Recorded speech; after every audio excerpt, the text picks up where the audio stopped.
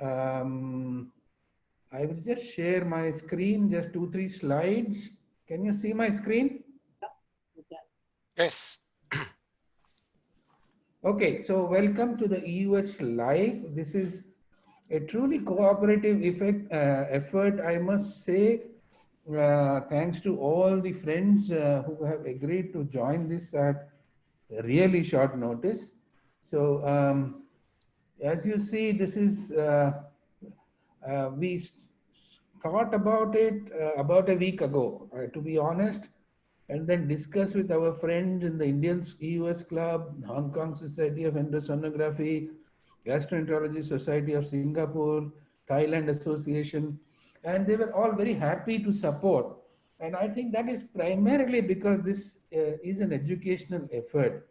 And I think we all want to utilize this opportunity for education. So thanks to all the societies who have pitched in at a really short notice. And from the point of view of delegates, I'm very happy. We were thinking we will have about 40, 50 people because it's a very basic course. But we have 386 registrations as of now from 38 countries, which is really quite something for because we just announced it 4 days back. So it is very, very heartening that there are people who want to learn from these masters who are there with us. And to introduce from the Hong Kong, Anthony, you know he needs no introduction. He is one of the pioneers in international interventional EUS, gallbladder drainage, and GJ, and so many other new things, excellent trials, and a very close friend from Asian EUS group, Raymond, Professor Raymond Tang, another very, very close friend from Hong Kong, who has been very active academically as well as in teaching. So most of my friends here are also part of the Asian EUS group, which has been pioneering the teaching of EUS in Asia. YT Lee is the president of the Hong Kong Society of Endosonography and a very active contributor to teaching in Hong Kong and in that part of the world. So thank you all three of you for joining from Hong Kong and contributing to this course. Thai Association of Gastrointestinal Endoscopy, great friends for many, many years. Many of them are also part of the Asian EUS group. Pradermchai, thanks Pradermchai. We have had many discussions about this course over the last 5 days with Pradermchai, and he's really helped me with this defining this course. So thanks Pradermchai. Thawee shares with me the passion for teaching. He's well known for going to remote places in Thailand and teach basic gastroscopy and colonoscopy, a real tremendous effort. So welcome Thawee. Nonthalee, again a part of our Asian EUS group, very active teacher and researcher. Then of course from Singapore, again I just made a phone call to Ting Leong, and he said, okay, we are happy to be part of it. And I wanted him to do live. He said, give me some time. It's only 2 days remaining. So I think next time he will join. Lawrence is somebody whom I look up to. His vision, his understanding, his clarity, as far as education and research goes, I find it unparalleled. So, Lawrence, thank you very much for being a part of this effort and, of course, a part of training EUS in Asia for more than a decade now. He's the chairman of Asian EUS group. Thanks, Lawrence, for joining. Ting Leong is a very close friend, very, very excellent, not only a person, but he's an excellent endosonographer, interventional EUS. He will be joining us briefly today. And then, of course, my local friends from India who are always so helping. So I just made a phone call to all of them and they immediately agreed. SGEI, I'm proud that SGEI is also supporting this event.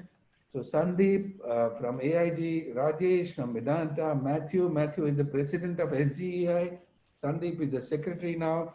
And then, of course, you know Praveer Rai, the professor of gastroenterology from SGPGI, Surinder, my friend, professor of gastroenterology from PGI, and Sudipta, who is the professor from CMC Vellore. So very, very academically minded persons and very, very keenly interested in teaching. So thank you all for joining this effort.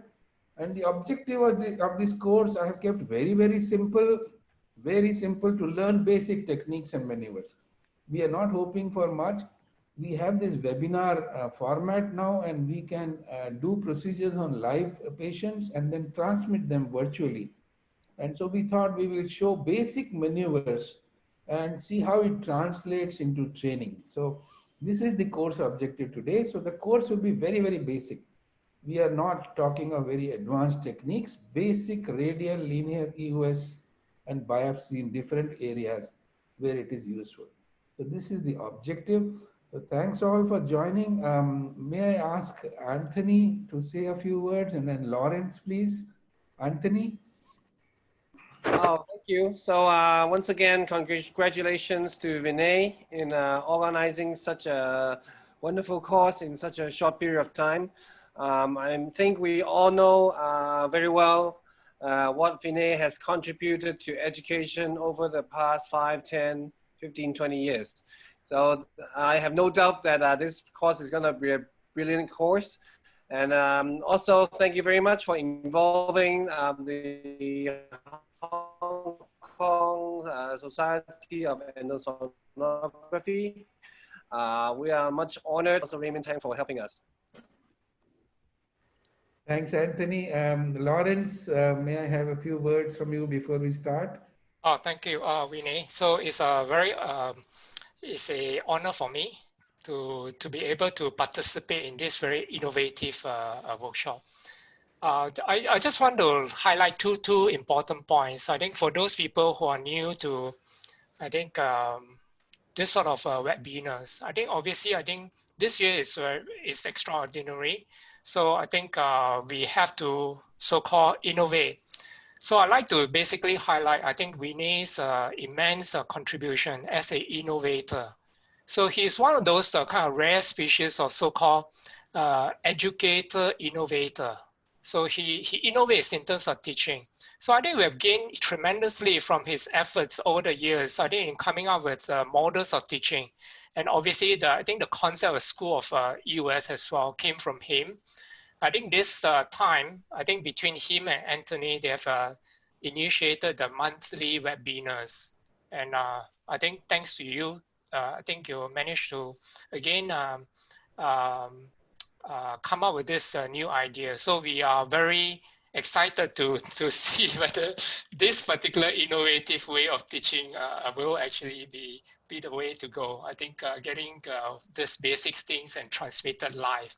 So that's my first point. I think we do need innovators like Vinay. I think constantly think about new ways of teaching, especially in this extraordinary time. I think the second thing I'd like to, again, congratulate Vinay. I think the second point is I think he's very good in engaging the world. I think tremendous. I think engagement is important because we kind of, sometimes we will forget we can't do everything in this world on our own. And it's very important for us to partner people in order to achieve bigger things. So I think in this particular particular sense, I think yeah, the India-US club has really done well. I think to engage a lot of people, and on his own, I think Vinay has worked with AEG as well to promote this kind of international collaboration with the Europeans, the Americans, the Africans, and the South Americans, and so forth. So I think congratulate to Vinay and the team over in India for coming up with this really big show. Thank you. Thank you, Lawrence. I go for the live show, and Rahul, please take over.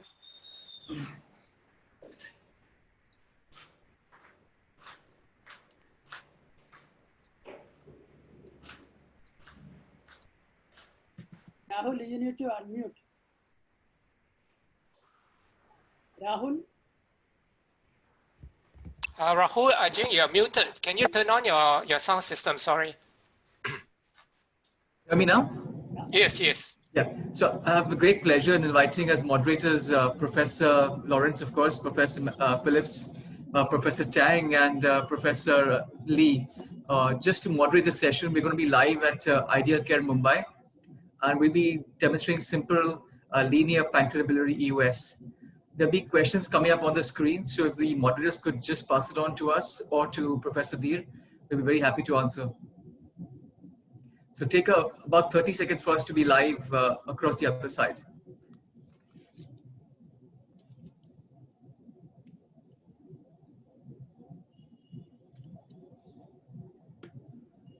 So the first case is a 18-year-old. She's a young girl who's got a minor VSD, birth defect, and she's come with recurrent acute pancreatitis and had been referred to us for finding the etiology of pancreatitis. Her blood workup has been normal. So Professor Dhir should be live now.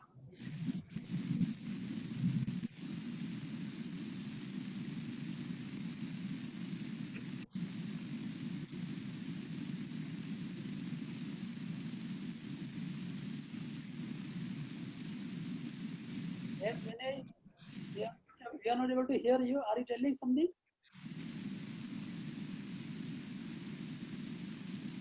Dr. Dhir, you're live now.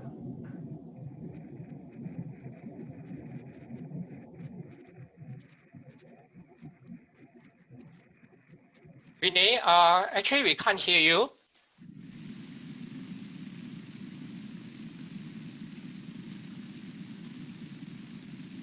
Can you hear me now? Oh yeah, definitely. Now it's very clear. Okay. Go ahead, please. Okay. So this is a young girl with a recurrent pancreatitis, and we are going to do linear EUS to find out if there is any cause for her recurrent pancreatitis. So let me start with the scope. We are using the Olympus GF UCT 180. This is a linear scope, and by linear scope, what we mean is that the ultrasound waves come from this transducer. Can you please focus on the transducer? Stop the light. Focus on the transducer, please. Bibin. So this is the transducer here, and the ultrasound waves come in this direction. The optics is behind it, 45 degrees oblique. So when I put my scope in the body, the ultrasound waves go like this, along the direction of the scope. So when that happens, we can do FNA because the needle comes in the ultrasound view, and we can do therapy.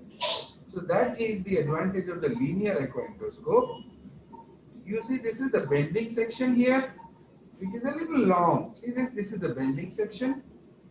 And so you have to be careful when you are introducing the scope. So let me introduce the scope now. The patient is in left lateral position, and we have given propofol sedation. So we have expert anesthetist with us, Dr. Dharudkar is with us, helping. So how do I introduce the scope? You see here, it is going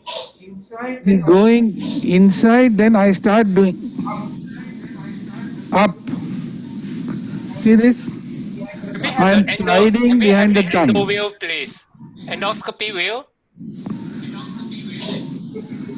Give the endoscopy view, please.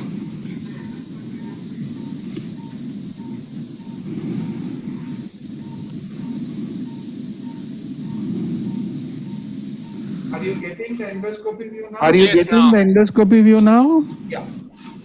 So, yeah. So I'm going with little up movement. Sliding behind the tongue. Sliding behind the tongue. Now you see the pharynx. I'm still doing up. And you see the vocal cords. And you see the vocal cords. At this place, I slowly go close to the vocal cords and then depress my up-down control. We are going behind the vocal cords. We are going behind the vocal cords now. Then a gentle push. And then a gentle push, and I'm in. So you have to be very careful in the introduction of the scope Please don't force your scope against resistance, otherwise you will perforate.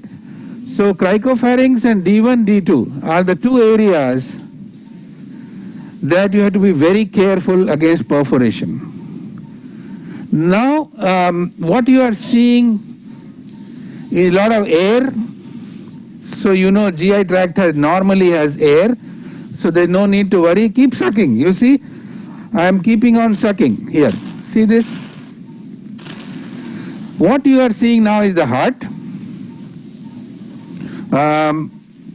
So my natural position of doing scopy, and everybody has a different way of doing EUS, is to keep the scope like this, sleeping in my palm of left hand. So the scope is sleeping like this, and when I keep it like this, I see the anterior wall of the esophagus and the structures, normally heart.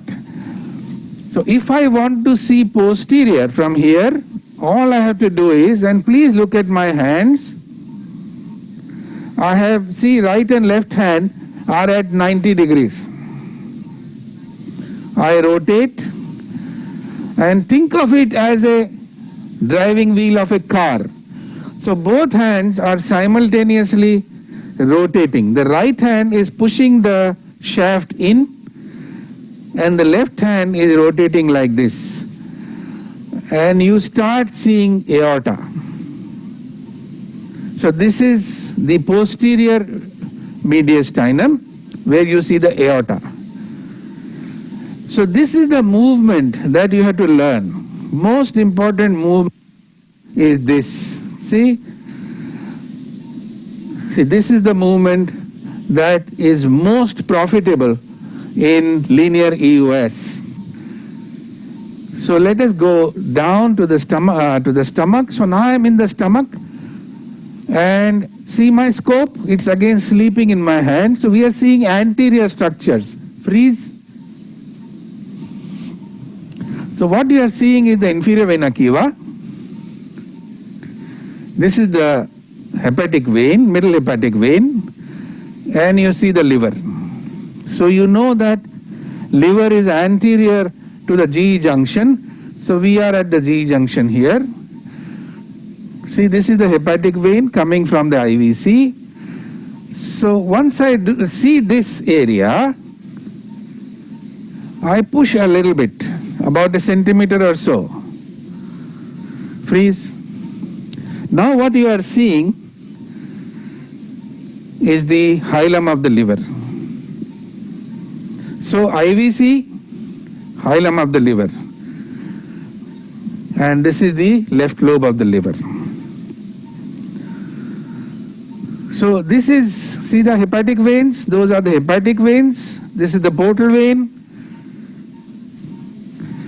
And you see my hands, we haven't moved much.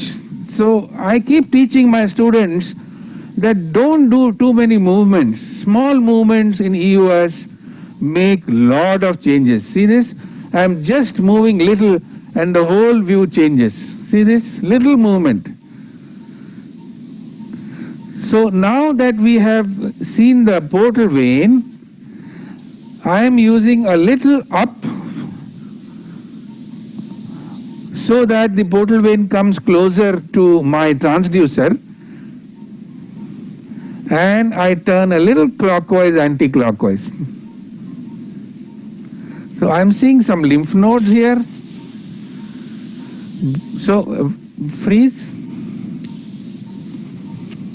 What you are seeing here is the portal vein, CBD, and hepatic artery. CBD appears normal.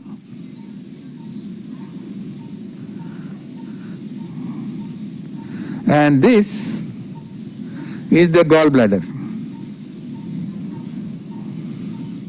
And this is the cystic duct.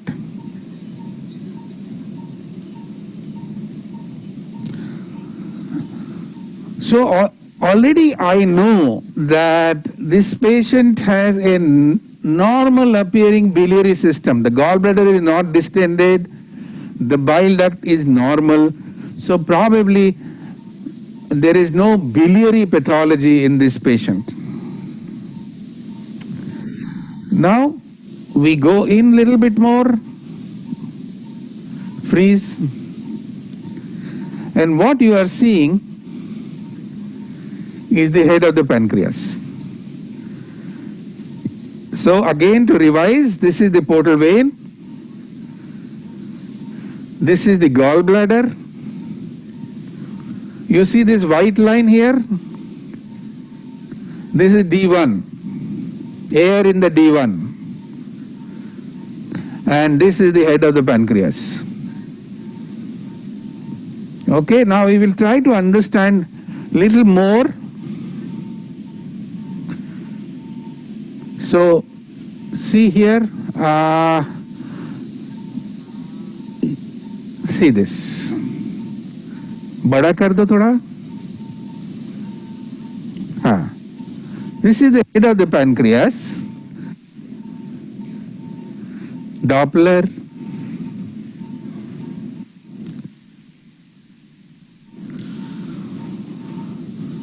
Here you see the retropancreatic bile duct. It is normal. This is the portal vein, gallbladder and duodenum. This is the liver. So to get this view, you see my chhod do. See this. What I am doing is using up so that the head of the pancreas comes closer to my transducer, and then I am turning little clockwise. So you see this is the SMV now. SMV. I am coming back a little just to show you the confluence.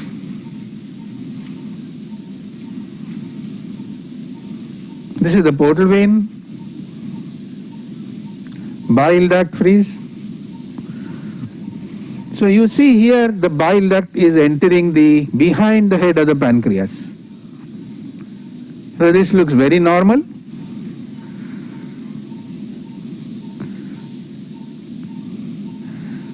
The bile duct can be traced all the way down. So I am trying to trace it, freeze. See here, this is the bile duct.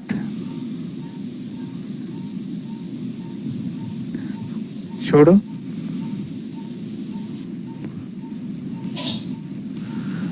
We are seeing some dots, strands and lobulations. I am trying to see the head of the pancreas. Freeze. Now here it looks like there is a big vessel underneath the head of the pancreas. Chodo. Doppler. Niche leo. Yeah. Yeah, see there? That looks like the IVC. So we are seeing the head of the pancreas above the IVC. So like this gentle movements, if you look at my hand, I am not making many movements. And I am trying to trace the head of the pancreas completely till we see the duodenum, the D2, D3. See, this is the freeze. So this round structure is the duodenum. So we are seeing the complete head of the pancreas from the stomach, and this is the aorta. Now we are seeing the aorta. See this? How do you know this is aorta?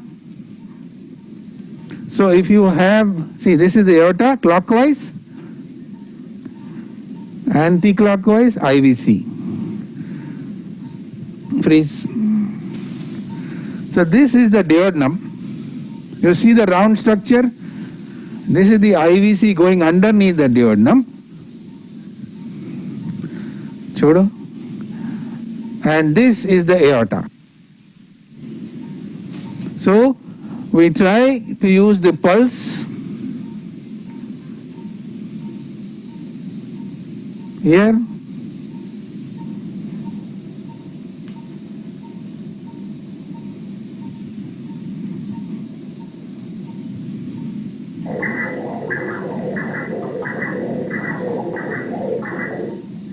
You saw it's the aorta.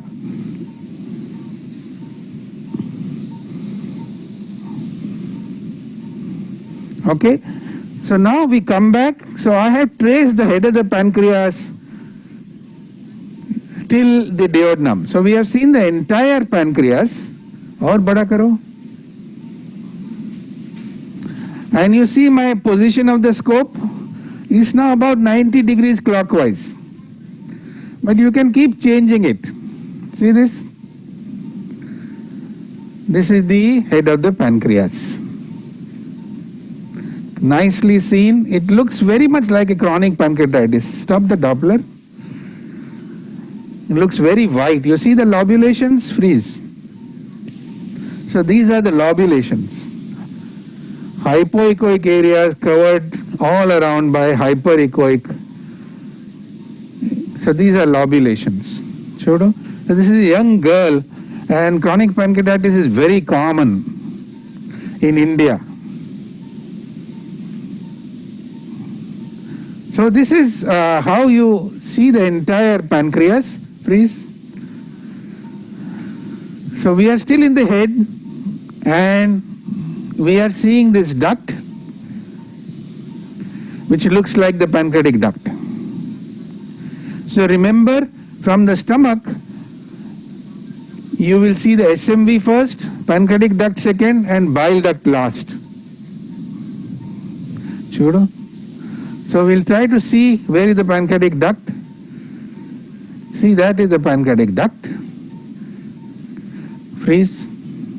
Now if you see the duct carefully, it has very thick walls, but it is not dilated. Again, a typical feature of pancreatitis in many patients in India.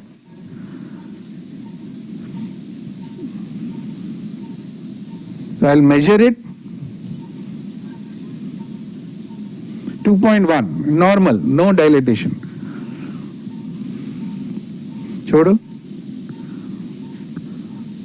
So you can trace this pancreatic duct all the way till the duodenum.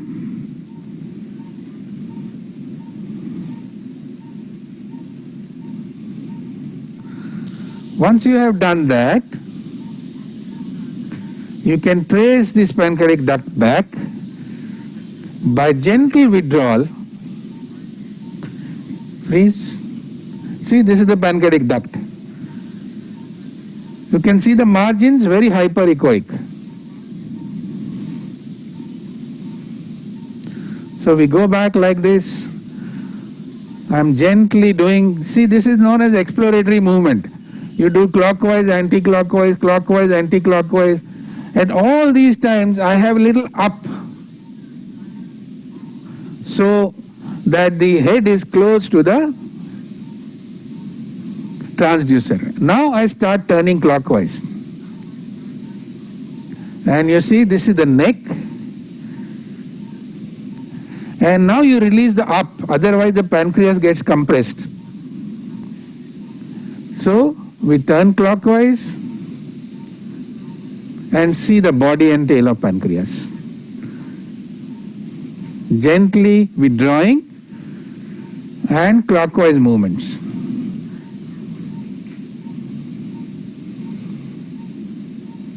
So you can see the pancreatic duct looks pretty okay. See this? We are slowly going clockwise, freeze. And underneath you see this is the kidney, the left kidney. Slowly withdrawing again.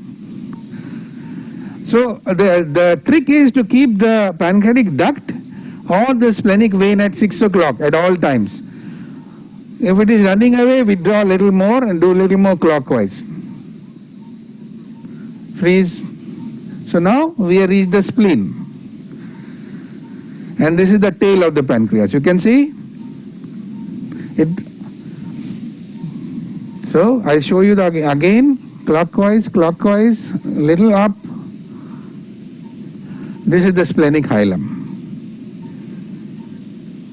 So we have seen the entire pancreas carefully. Now I turn anti-clockwise. So again we will repeat the procedure. The kidney has come. I am turning gently anti-clockwise and doing little down movement, following the splenic vein. See the splenic vein and the splenic artery behind. This is the confluence. Please, you see here, this is the splenic vein, superior mesenteric vein and portal vein. This is the head of the pancreas. Chula. So we have seen the entire pancreaticobiliary system from the stomach, and we have found that this patient probably has chronic pancreatitis. Now if I trace the portal vein back, again I am doing little anti-clockwise and little up. I am back to the liver. See this? This is the liver. This is where we started. So this is what I call as alpha maneuver. And quickly we will look at the liver by going little anti-clockwise and up. I will not go into the duodenum in this case because I have got all information that I needed. Freeze. This is the gallbladder. There is no sludge. Chhod do. So, Vinay, can I just ask you a question? This is the gallbladder. Can I ask you a question? Yeah. I think your assistant is very good in changing the wheel. I think he can magnify and he can contract very quickly, almost intuitively with you. So how do you train such a person? So you can focus on the things you want and so forth. Right. So when you're going to the gallbladder, I didn't get the question. Yeah.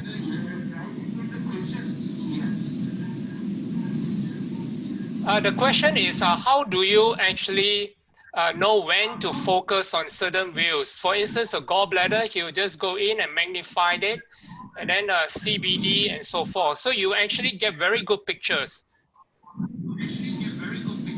Yeah. So I follow a scheme, Lawrence.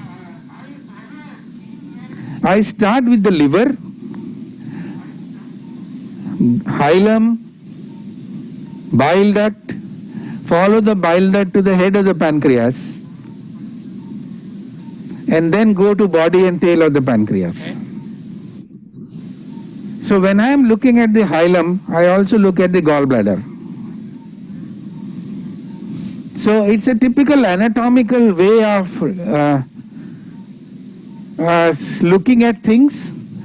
Liver, hilum, gallbladder, bile duct, retropancreatic bile duct, pancreas, pancreatic duct, body and tail of pancreas. So that is my schema.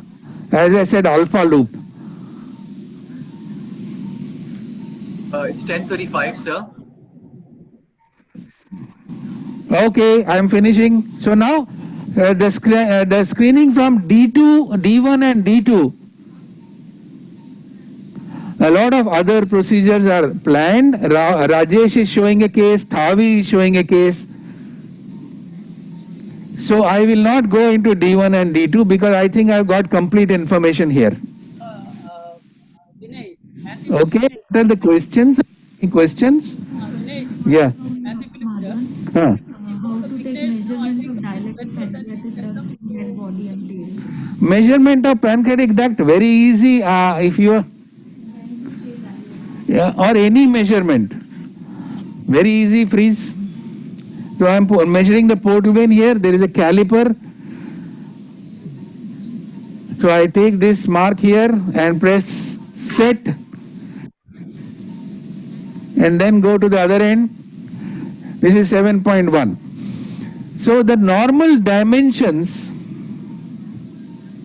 for CBD 6 millimeters. Above 6 is dilated.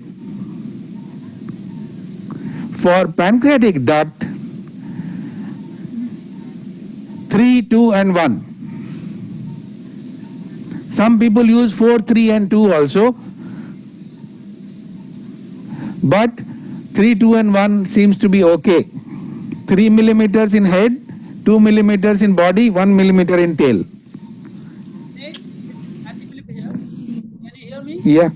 Yeah. I think the rest of the questions we continue and we ask our other experts, because time is important. So thank you very much. Thanks Lawrence, thanks Rahul. Very good demonstration. Thank you. And we go ahead with the next case. Thank you, Vinay.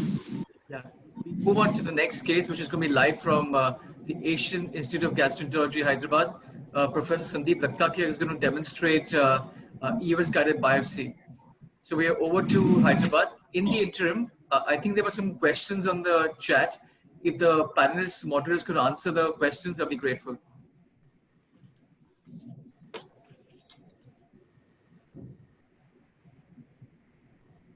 There is Lawrence is there? Lawrence? Yes, yes, I'm here. Can you hear me?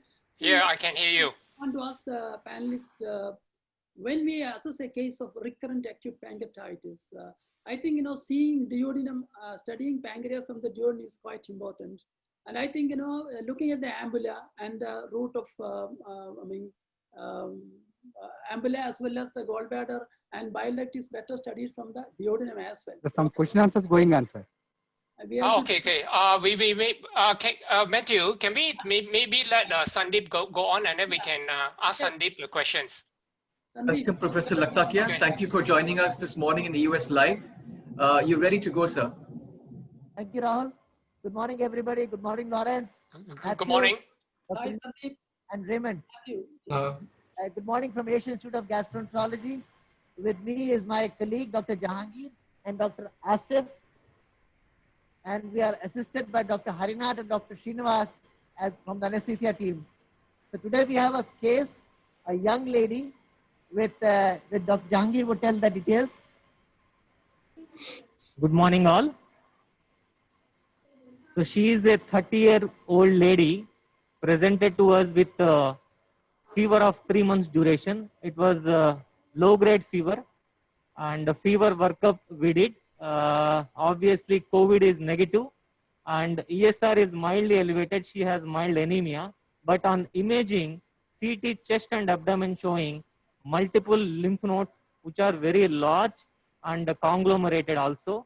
And the main majority of the lymph nodes are big lymph nodes are mainly located in the abdomen. So the plan is to do FN evaluation and to do FNA. So I already passed my scope in the stomach and I am at the G junction. If you can see here, my scope is in neutral position and you can see the left lobe of the liver here.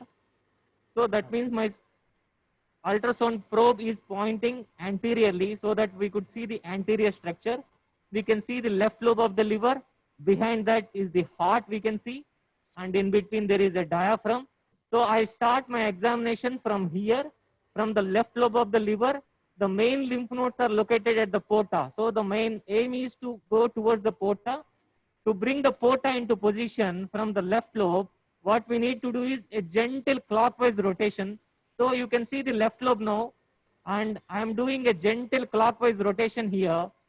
And while I am doing so, you can see the arrow is pointing some grayish round lesion, likely a lymph node.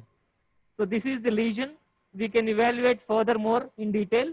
So I'll rotate a little more, further clockwise rotation. Now I can focus the porta hepatis here. So now you can see nicely the portal vein, here. If I can freeze this image, this is the portal vein here. Behind the portal vein, this is the bile duct, and this is the liver, and these are the lymph nodes. So we can see many lymph nodes here. So I'll follow the portal vein here. So to evaluate furthermore lymph nodes, I gently push here to go further. Sometimes if the scope gets stuck in the hiatal pouch, will be difficult. So we need little bit maneuver.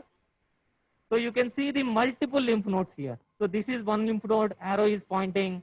And if I push a little bit more, and you can see another lymph node, big one. And if I go a little more inside, you can see these are all lymph nodes. This is again a lymph node, again a lymph node. So it's a multiple large conglomerated lymph nodal mass located at the porta.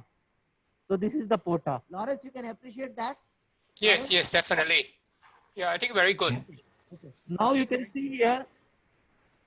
If It is actually fairly big nodes. No?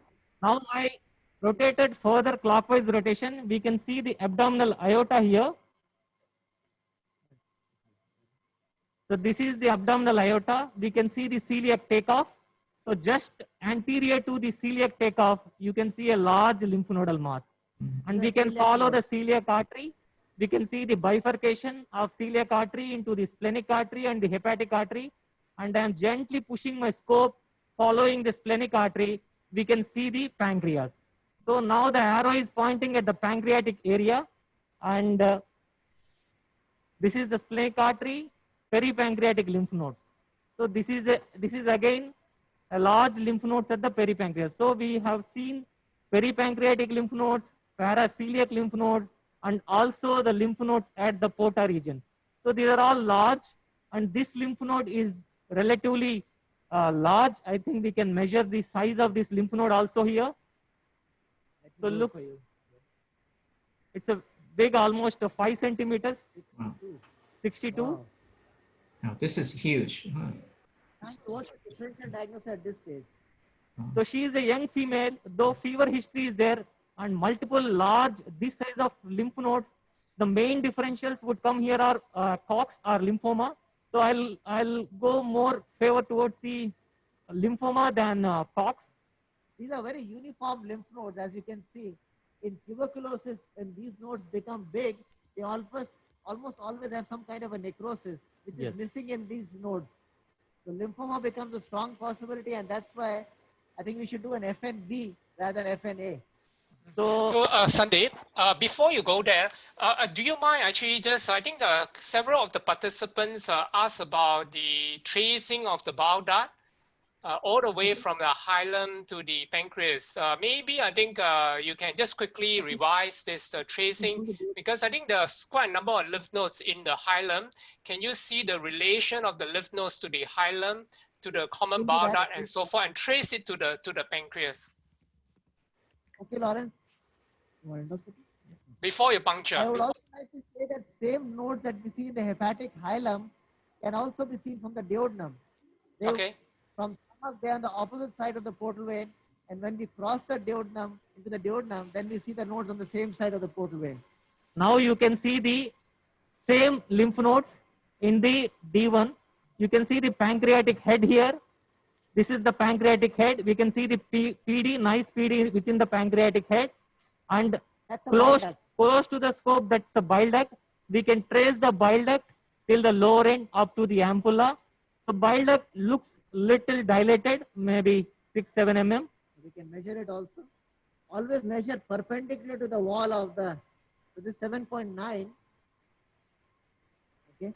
And behind the bile duct, we can see the portal vein. And again, we can see the large bunch of lymph nodes here. And these are the same nodes. Yes, these are the same nodes that we were seeing from the G junction. At that point, Actually, they are anterior to the portal vein. Now we can see they are behind the portal vein since we are seeing from the duodenum. So you can again appreciate here the multiple lymph nodes in related to the porta.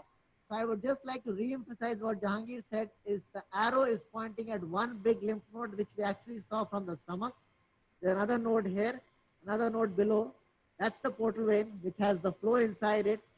And on top of that is the bile duct, which is dilated. And this dilation is probably because also of the lymph node, which you may be pressing down below. And if I do a little more anti-clockwise rotation, we can see the gallbladder here. Fantastic. That's stones also. There are multiple stones, yes. So you can see that multiple gallstones. Fantastic. So I did little anti-clockwise rotation to bring the gallbladder into the view. From here, if I go again back to the clockwise rotation, I can see again the porta, lymph nodes, portal vein, CBD, and finally we can reach the pancreatic head area. That's the gastrototal artery which crosses with some like duct, but that's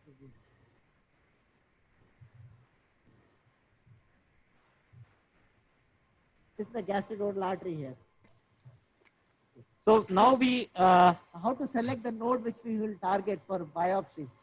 Since we could see the multiple big lymph nodes from the stomach and its a nice position is there, so we want to do a fine needle biopsy from the abdominal lymph nodes. Before going to that, I'll just have there is mild ascites. Oh. Before going into that, how would you choose the site of puncture? Do you choose from the stomach or from the duodenums? We'll prefer stomach because that's easier to reach and we have the largest node coming in our way from the stomach. One more. Is the mediastinal node too? Yes, sir. So her CT is showing a large mediastinal lymph node also. So we'll quickly evaluate the mediastinum and then we can go back to the stomach. So you can see the heart here, the left atrium, the left ventricle, the mitral valve, and you can see the aorta. So once we see the left atrium into the position, just a little bit pull back will bring the subcarinal space into the view, and we can see a lymph node here also. So this is a large lymph node again. But this is smaller. Okay, here's the big one. Here's the big one. This is a subcarinal lymph node, which is maybe around 2 centimeters. But same architecture. Same architecture. Yeah. So when compared to this, the mediastinal lymph node, abdominal lymph node is more likely to be. I would also choose from the stomach because in stomach we can use much bigger needle for histology, because if we suspect this is lymphoma. Instead, if we use a bigger needle in the mediastinum and also duodenum, maybe a higher risk of bleeding in this case. So we'll do the FNAC, FN biopsy from the abdominal lymph node.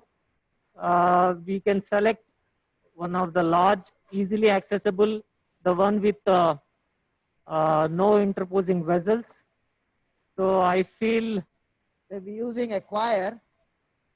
Maybe this node is this is much better lymph node. So we'll target this one.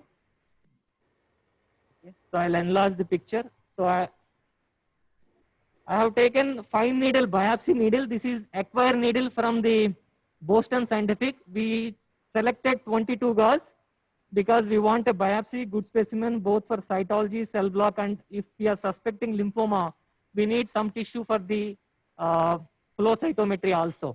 So first thing that you do is adjust the sheath projection, and then you later adjust the needle throw length. So if you can see here, this is the part that mainly we can adjust the sheath here, and this is for the needle, and we kept the stylet little bit pulled little bit backward so that the sharp needle edge won't be compromised. But once we are going, we will again reinsert. So first I'll fix the sheath so that I could see the sheath under endosono image. So yeah, here it comes. Here it comes. It's too much out. So let's pull back a little bit. Pull back. We can pull back here. Usually the scope is in a straight position. Almost 1 to 1.5 centimeters would be sufficient here. So it should just be out. This is the tip of the sheath, which should just be visible next to the blue dot. So this is the sheath, and I'll put a Doppler here. Perfect. So there are no interposing vessels. And once the sheath is fixed, now I adjust the needle length. We can measure, but since it's a big lesion, so I adjusted at 4 centimeters for here. For the beginner, suppose this is the depth of the penetration that you're looking at. So we can actually measure it. This is about 36 millimeters. So Jahangir has set it to 4. That's perfect. 4 centimeter throw length he is adjusted to. We will not overshoot that. And then final adjustments we will make once we are inside the lymph node. Agree? So Yeah. yes. So now you can see the needle is coming here. So the sheath is little bit more out. So we can adjust. The more we close to the wall and the lesion, the better will be penetration. Okay, I prefer it to generally keep it as inside as possible.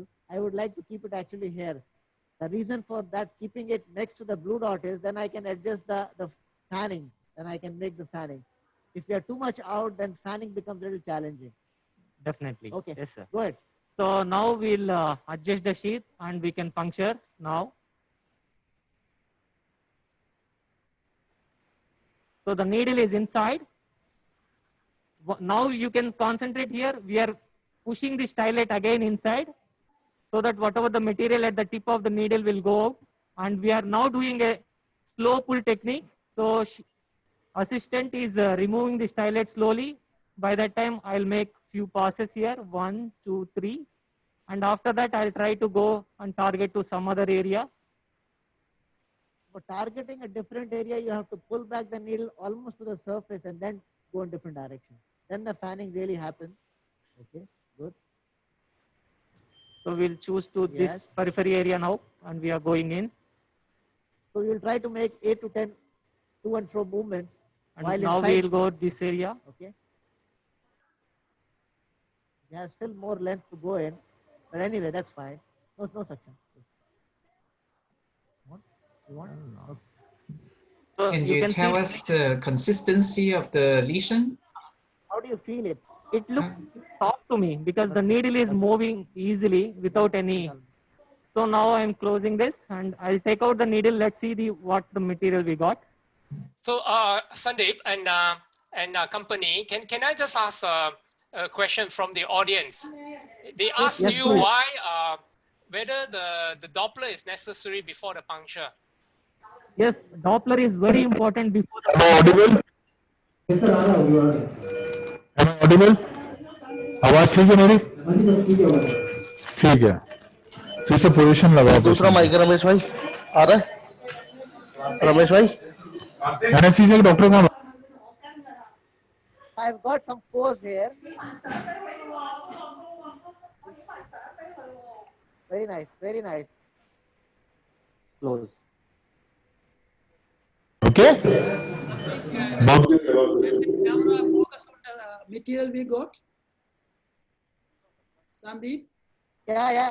Lawrence, I can hear you. Mathew, I can hear you. Please go ahead. Ask somebody to focus on the camera to focus on the tissue. Can the cameraman focus on my hand?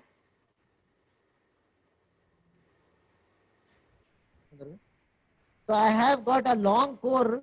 Oh, very good, very good. It looks very good. I can show you.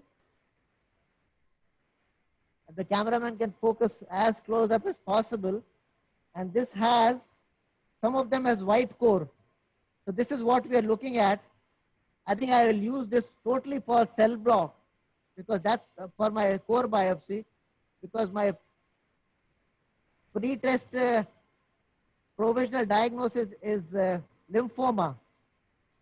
And I have some more tissue, which is more of hemorrhagic, which I will make slides. So this is hemorrhagic. This has a small core in it, which I'll put in the alcohol jar. It has to be fixed immediately. Everything has to be ready. And this has some tissue in it. Sundeep, by looking at the slide, the tissue, if you get a white core, you can select it. And Yes, that's what I am looking at, those white cores, which I have taken on the slide.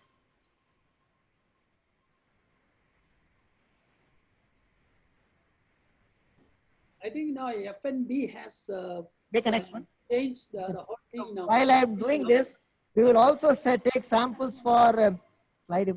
Flow cytometry, Yes, flow cytometry, and also we'll send it for tuberculosis just in case. Although my diagnosis is still lymphoma. Yeah, I think lymphoma is more likely by looking at the lymph node pattern on EUS as well as the issue what you got.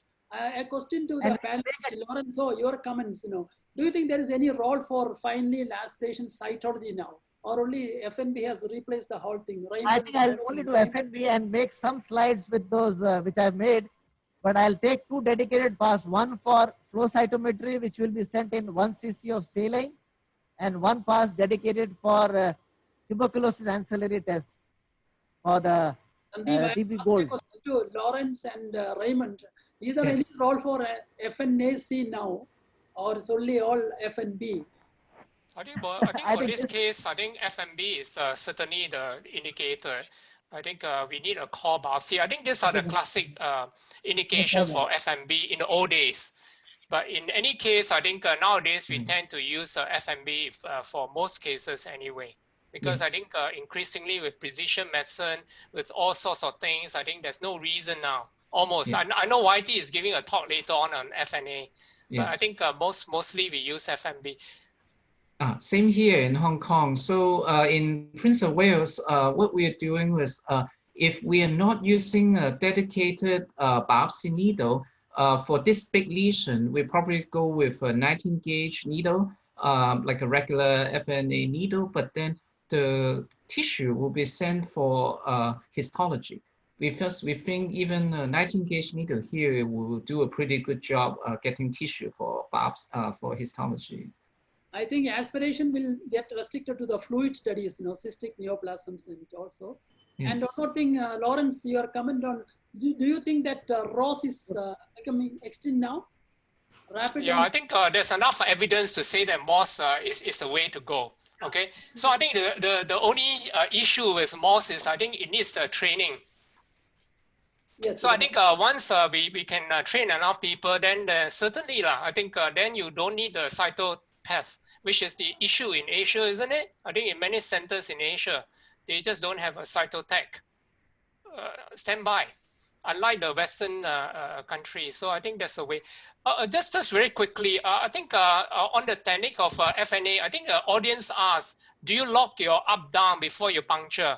Yeah. So regarding this, it is the personal choice and depends on the comfortability. Usually, I don't lock up and down, but when somebody is in the beginning, if you feel the scope is moving or the respiration movements are too much, then you can lock up and down. But personally, I don't prefer to lock. So you can see here, I don't prefer. I'll fix the knob with my other fingers, but it's personal choice. Yeah, we don't fix it. It also causes a lot of hindrance to our free movement. I think moving our body and fingers are much better than fixing things.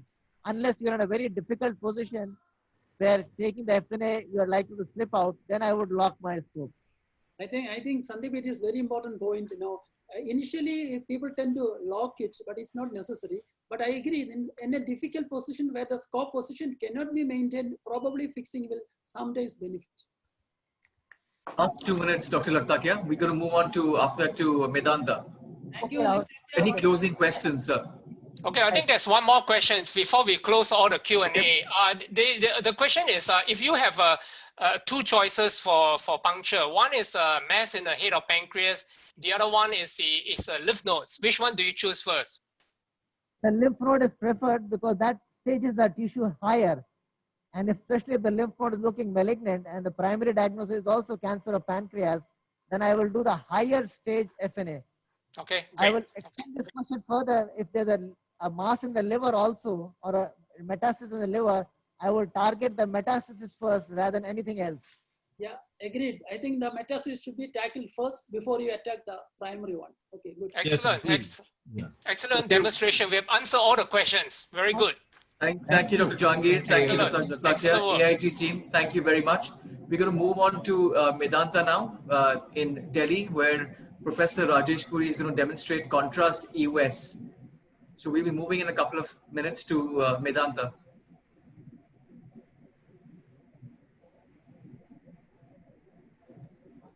Are we live, Delhi?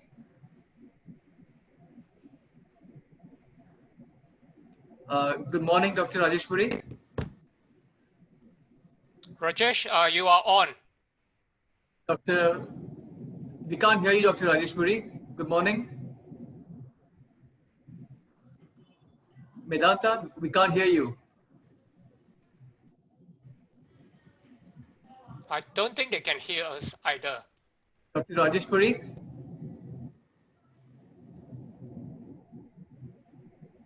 Hello. Just give us 1 minute. We'll just try and see what's happening. Yeah. Audible? Yeah, now we can hear you, Dr. Puri. Good morning. Good morning. Good morning, Professor Lawrence Ho. Good morning, Rajesh.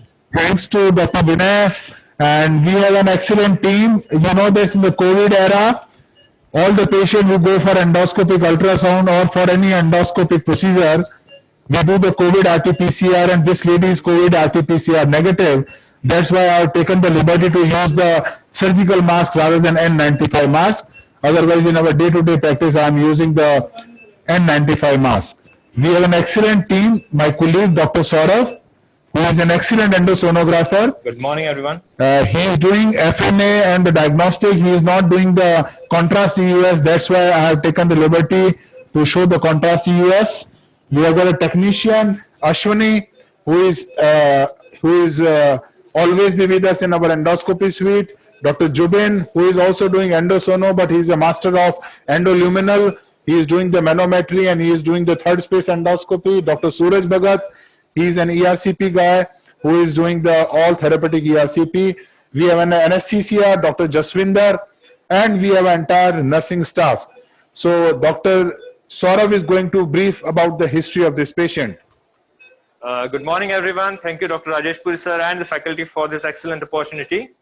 So for demonstration of the case for contrast EUS, we have a lady who is 64-year-old and has a history of obstructive jaundice for last 25 days. There is no history of weight loss or any GI bleed, although she complained of pale colored stools and generalized itching in the body. So she was investigated and she was found to have a pancreatic head mass, which is encasing the SMA and SMB with more than 180 degree. And it seems to be an unresectable lesion in the pancreatic head. So we need to evaluate this case with endoscopic ultrasound and contrast enhancement to see what is the nature of the mass. In this patient, 2 FNA was negative from the outside. Yes, 2 FNAs were negative from outside. Her CA 19.9 levels are 1090. Her bilirubin is 16 milligram per deciliter. And the cholestatic enzymes are also raised in the level of thousands. And as Dr. Vinay has told me to do the basic teaching. So as you know that linear endoscopic ultrasound has no 360-degree view. It has a 180 degree. So the basic principle for the beginner which I want to teach, if you can focus, you should always when you rotate your hand, just focus on my hand on this shaft of the scope. So you rotate like this, and while rotation, you see I'm seeing the 90 mark here, and while doing the anti-clockwise rotation, this 90 mark should rotate like this. And this rotational movement should transfer to the transducer of the scope. Like, can you focus here? Can you focus here on this shaft? Yes. Look at, I'm rotating my scope. I'm rotating my scope like this. So there should be a 1-to-1 rotational movement. And all beginners should learn this rotational technique, because many of the time when we do a clockwise, anti-clockwise rotation, these rotational movements are not transmitted to the transducer and you are not able to see the EUS image completely. So this is the crux in the linear endoscopic ultrasound. There should be a 1-to-1 transmission of your rotational movement to the transducer. My patient is propofol sedated. First, I will take the endoscopic view, and as it is a linear scope, intubation should always be very gentle. You can see the cricopharynx. I have gone in, and once I am into the esophagus, I lift the scope with my right hand. I make my big knob away from me, and I use this scope as an upper GI scope. This is very useful, especially if the patient has esophageal obstruction or patient has esophageal varices. So you see, I am doing entire movement like an upper GI scope. The shaft of the scope is lifted with my right hand. The big knob is away from me. This gives the view because your transducer is facing forward and giving the view of an upper GI scope. Now, once I am in the stomach, the second most important thing for the beginner is you should always look for the content. If there is a food residue or there is a water, you should try to aspirate. Otherwise, the risk of aspiration is there. Now, I am not going into the basics because Vinay has already covered. I am going to concentrate on the main pathology part because Vinay has already told about the movements, how to focus the pancreatic body and tail and pancreatic head. As we know that this patient has a block in the ampullary region, so I am going to examine from the first part of the duodenum. I will take my scope into the first part of the duodenum at the apex of the duodenal bulb. Still I am with an endoscopic view. Can we close the light a little bit? Light can be off. So I am in the duodenal bulb. Can you see the duodenal bulb? I will engage my scope into the duodenal bulb. I will inflate the balloon. Now you look at here. This is the portal vein is below. Can you see the portal vein? This is the liver. This is the portal vein. This is the most likely dilated CBD. This is the pancreatic head. This is the liver parenchyma, and you can see the lymph nodes. Am I visible there? Yes, we can see it. So my scope is engaged into the duodenal bulb. My big knob I have moved towards me. Did the suction movement. I inflated the balloon, and now at this juncture, if I do a clockwise movement, I can see the head of the pancreas. Can you notice here? This is the grossly dilated bile duct. This is the pancreatic head.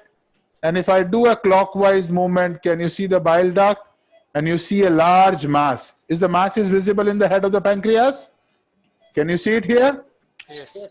I think, for the participants, Rajesh has kept his right and left is reversed. So actually the orientation is slightly different. Yes. So let me just focus it like this. Is now visible? Yes. Now it's... So can you see I am doing the clockwise movement. This is the pancreatic head. This is the large heteroechoic mass. This is the dilated bile duct. This is the portal vein. Is that right? Yes, we are able to do. Dr. Mathew, I am more familiar with the right side, so I will re-image the image. That's okay. I just want And if you see the relation of this mass with the portal vein, can you appreciate here the mass is involving the portal vein here? Yes. I will further focus it in the shorter view. So now I will go to the second part of the duodenum with the help of endoscopic view. I make the right knob right. Can you focus my hand? Right knob right. Big knob towards me. And I will do a clockwise movement as we are shortening the ERCP scope. Now this is very important. In the previous one, this question was asked, do you do the locking of the knob? My suggestion to the beginner is never do the locking of knob in the duodenum. Otherwise, risk of perforation is there. So you see the aorta. Can you visualize the aorta? Yes. I put the Doppler. This is the aorta. I am below the papilla in the second part of the duodenum. This is the clockwise rotation. This is the aorta. This is the IVC. This is the aorta. Now I will do a little bit clockwise and anti-clockwise. You can focus on my hand. I will do the clockwise, anti-clockwise movement. This is the clockwise, anti-clockwise, and I will keep on withdrawing. Now, this is the ampullary area. Can you see this is the ampulla? So Rajesh, Yes. in terms of landmarks, so your first landmark when you go to D2 is the aorta and IVC. Yes. And your second landmark, you're looking for the ampulla. Is that Yes. correct? Absolutely right. And two, Rajesh, can you give the water? how will you demonstrate the ansonate process here? Yes, I'm going to tell you. Can you give the water? So this is the ampulla. Now, this is the common bile duct. This is the pancreatic duct. Is that right? This is the PD. This is the common bile duct. This is the large mass in the head and the uncinate process of the pancreas. Okay? This mass has heteroechoic, having an anechoic area in the center and the hypoechoic area in the surrounding. So first I am going to put a little bit of the water in the duodenum. Now I have instilled around 50 ml of the water. Now can you see the ampulla now? Can you see the ampulla nicely? Yes. So this is the ampulla. This is the ampulla. This is the pancreatic duct. This is the bile duct. Okay? So the clockwise movement of my hand, can you enlarge my hand? The clockwise movement of my hand will bring the pancreatic duct. The anti-clockwise movement will bring the bile duct. Okay? This is the duodenum, second part of the duodenum. This is the C loop of the duodenum. It will goes down. Now I will keep on doing the clockwise and the anti-clockwise movement. You keep on focusing on my hand, enlarge my hand. You see the IVC? Could be the aorta as well. But I think Yeah. the most important lesson for beginners is that unless you see the aorta and IVC in the second part, you cannot Yes. see Can you see the longitudinal view? Now the question comes, if you see in this case, both the IVC and aorta both are dilated. Generally the IVC is more collapsible. We can put the power Doppler. So we put the power Doppler here, and to confirm, I will take the signal here. So these are this is the aorta, okay? And this is the IVC. If you have a doubt, then you can use the power Doppler. Yes, we are seeing. So once you focus the IVC and aorta, you do a clockwise, anti-clockwise movement, do a clockwise, anti-clockwise movement, pull your scope a little bit, and you will see an ampullary area, and you can see a large mass which has solid and the cystic area. Raymond, you're not muted. Raymond.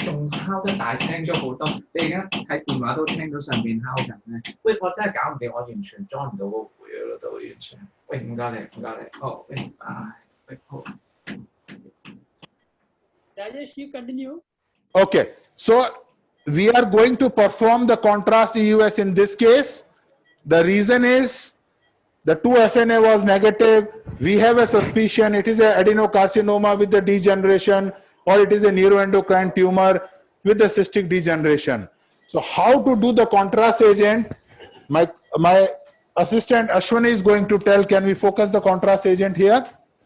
We are using the SonoView as a contrast agent. This is a SonoView, which is a dry powder form. This is the pre-filled syringe. You just detach the pre-filled syringe from here. You remove this.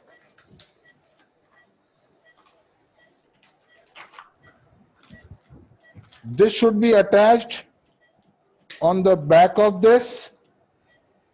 I attach the pre-filled syringe here.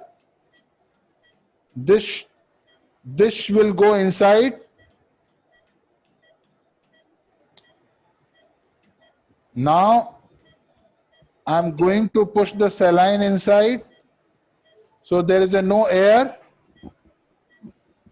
Now you have to mix between these two hands like this. Or you can do the gentle movement like this, not very vigorous. So till I am going to focus, I will tell my assistant to do the rotational movement of the contrast agent, so it should dissolve in the diluent. Now the very important thing which I want to see, this is a very common mistake you keep on doing. The most important thing is, can you focus here? There should be a three-way cannula at the antecubital vein. We need a big vein. The female is obese. Can we put a cannula here? Fast cannula with a three-way cannula. Or we can do it from here. We put a three-way here. This is very important. There should be a three-way here. We need a three-way. Rajesh, you tell why you look at a three-way? The reason is that from the one side you will inject the contrast agent, and from the another side you will flush with the 10 cc of the saline, or from the same thing. The most important thing is the saline should be injected from the straight part. The saline should be, the contrast agent should be injected from the same part, and after that you will inject the saline. You should not use the right way path. It should be a direct in communication with the vein, and you inject 1 ml per minute. So total it is how many ml now? 10 ml or 5 ml? So 5 ml Sonoview is there. Please do now. So before we are doing this, let me just focus the lesion.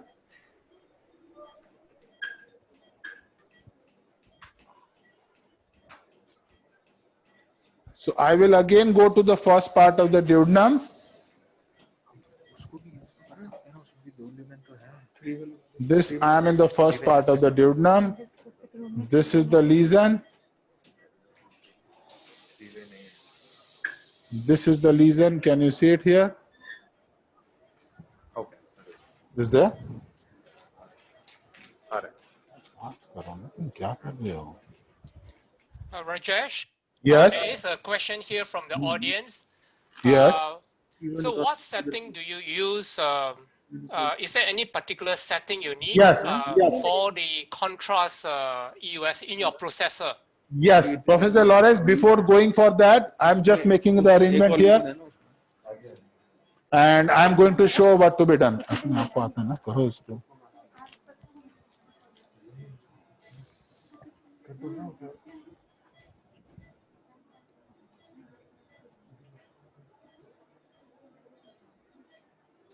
Can you attach the three-way cannula here, please? Will you give me the three-way cannula here? Yeah. 喂，你好啊，我呢邊係4M 啊，咁我係多聽啊。頭先打咗落嚟，想話同5M 上面講聲咧，佢喺上面敲得好。Okay, so the setting is on the, we have a EMU2. Can you focus it here?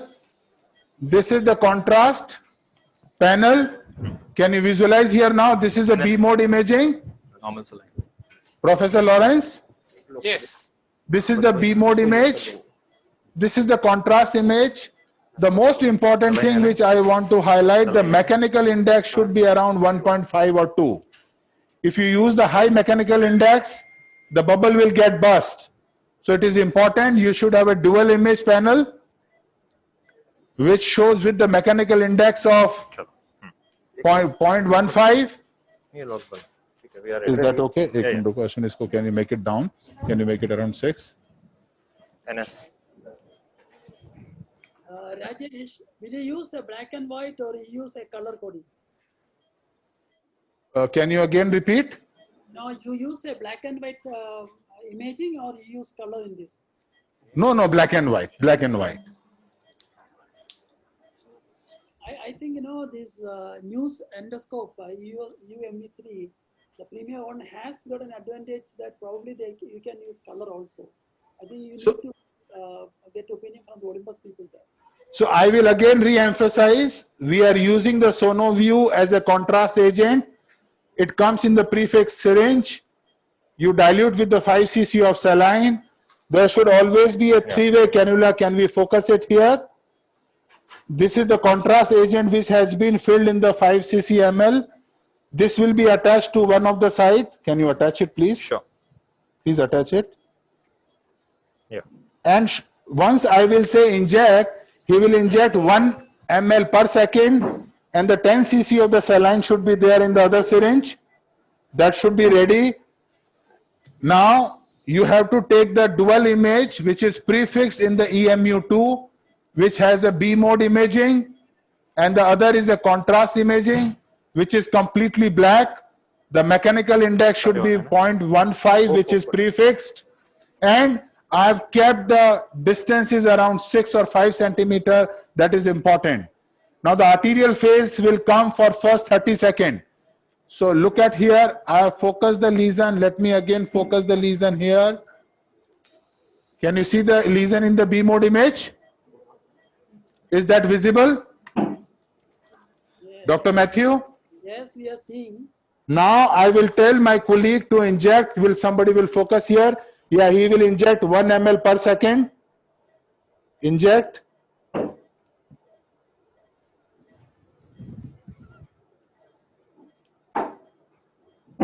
Not going. You detach from here then. Now inject here. Directly inject. Ideally there should be a three-way cannula. Somehow not getting attached to that. Yeah. 1 ml per second you will inject. Yes.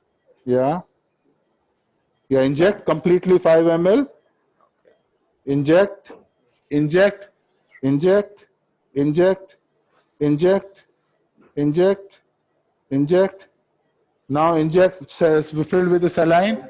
Now you will start seeing the contrast agent will start coming within 10 seconds. We want to see the EUS screen. Yeah, now focus the EUS image. Can you see the contrast agent has come? Little bit. Yes, it's coming. There. Can you see it? We can see. That is in the vessel, no? That is in the... Yes, but you see the entire lesion is, there is a no enhancement. Can you see it here? Black. That means It's absolutely jet black. That means there is no uptake of the contrast. There is no uptake of the contrast. So the cystic area will come avascular, but the hypoechoic area will either enhance or there is a hypovascular. So you see there is a no enhancement of the hypovascular area, and that shows the possibility of adenocarcinoma is very high by the contrast EUS, roughly around 95 to 98% chances. This tumor is adenocarcinoma of the pancreas because there is a no enhancement. Okay?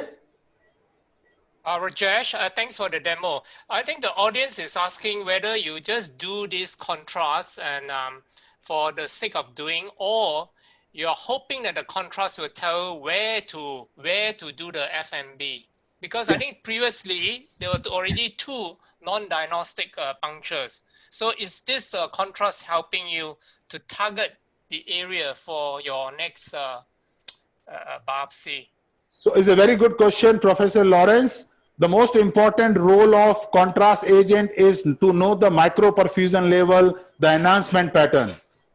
And that will indicate, are we dealing with adenocarcinoma or are we dealing with a neuroendocrine tumor? But there are few papers available where you can do the contrast enhanced guided FNA also, but that is more in the elastography rather than contrast agent. Because sometimes when there is a large cystic area, it is difficult to puncture which area you are going.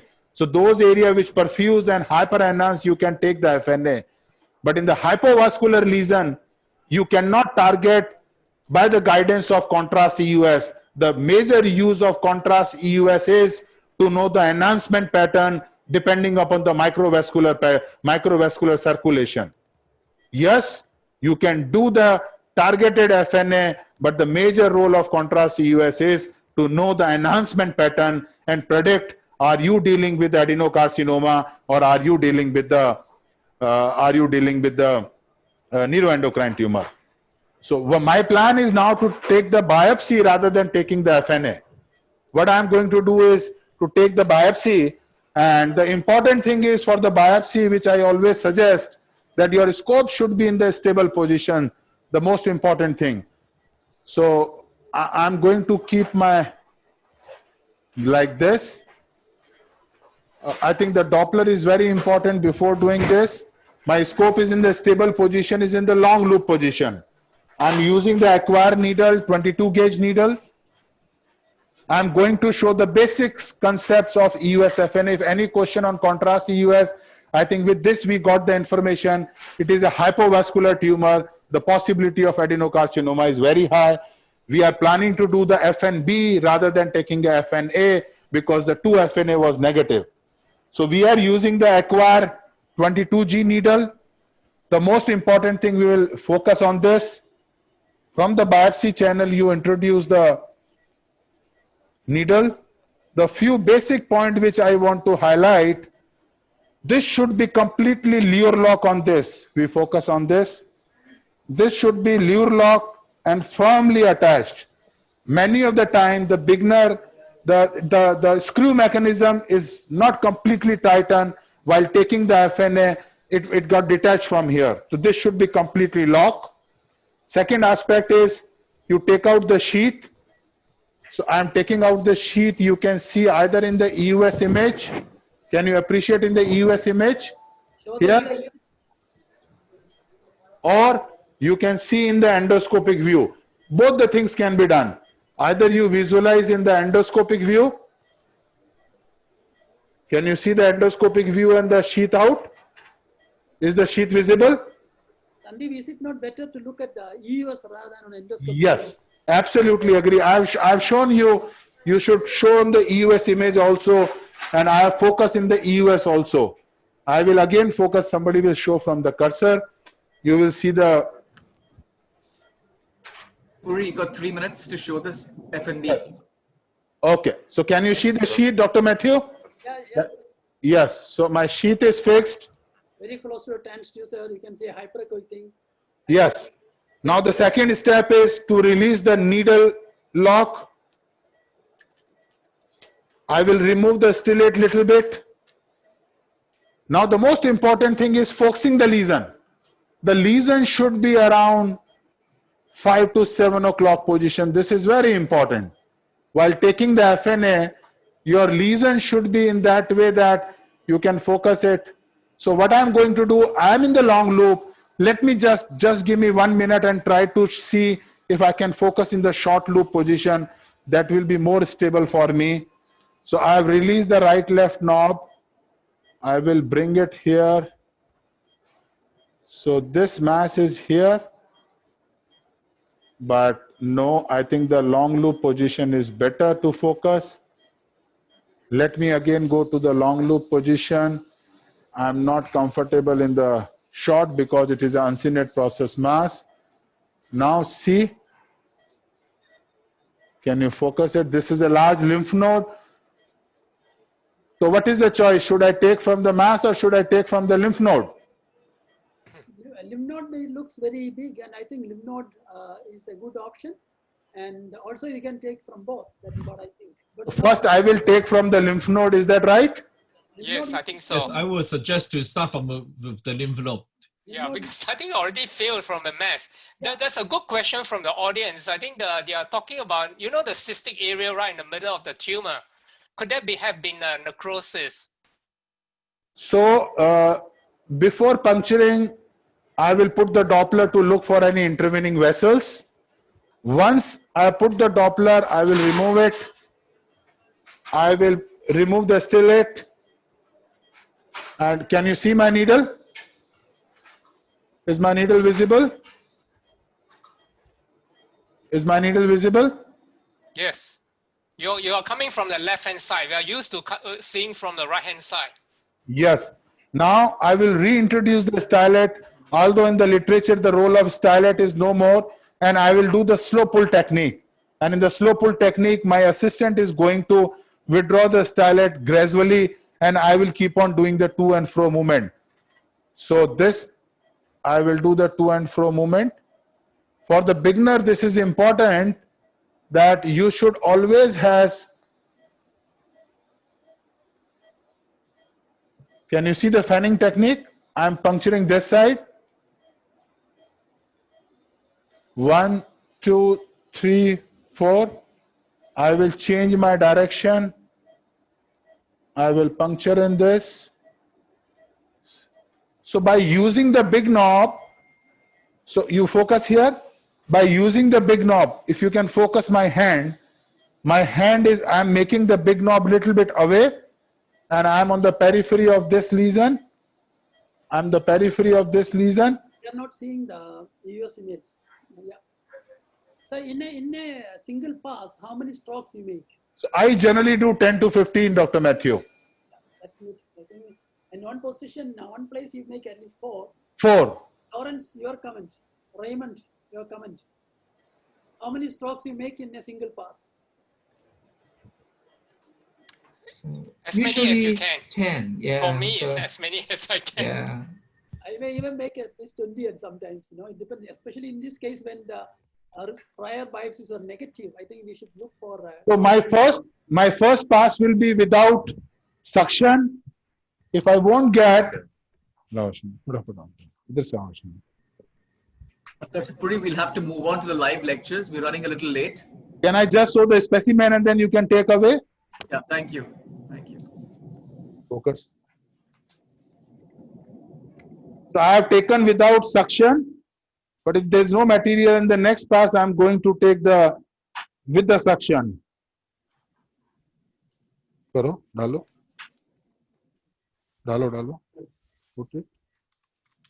And I think it is very important that when you spread or bring out the material from the needle, it should be in a linear fashion rather than making in a clump. Now, can you see the material, Dr. Mathew, is visible? Yes, Can you see? Material, though it's Enlarge it. there are core tissues are there. Can you see it, the material? Yes, we can. Excellent. Excellent. It's actually a good core there. Yeah. So even after we leave, you take more tissue and make sure that you get a diagnosis. Rajesh. Yes. Thank you, Dr. Mathew, for and Dr. Lawrence and Dr. Vinay. And I think we will close from this side. Thank you for that. Rajesh. It was fantastic demonstration. Very nice demonstration. Thank you. Thank you very much. Okay. Good job. Good job. Thank you, Vinay, for this opportunity, and thank you, Lawrence and Raymond, to be Hey, associated. thanks for. Thank you all for active participation. We do again more in few weeks' time, and I'll request you all to participate actively. Thank you very much. Thanks, Lawrence. Thanks, Thank you, Matthew. Vinay. Thank you to the moderators. We're going to invite the next set of moderators, Professor Ang Ting Leong from Singapore, Dr. Lakhtakia from AIG Hyderabad, Dr. Puri once he finishes, and Dr. Dhir, of course. So the first lecture is going to be by Dr. Mathew Phillips on indications of radial EUS. Dr. Phillips, you could share your screen.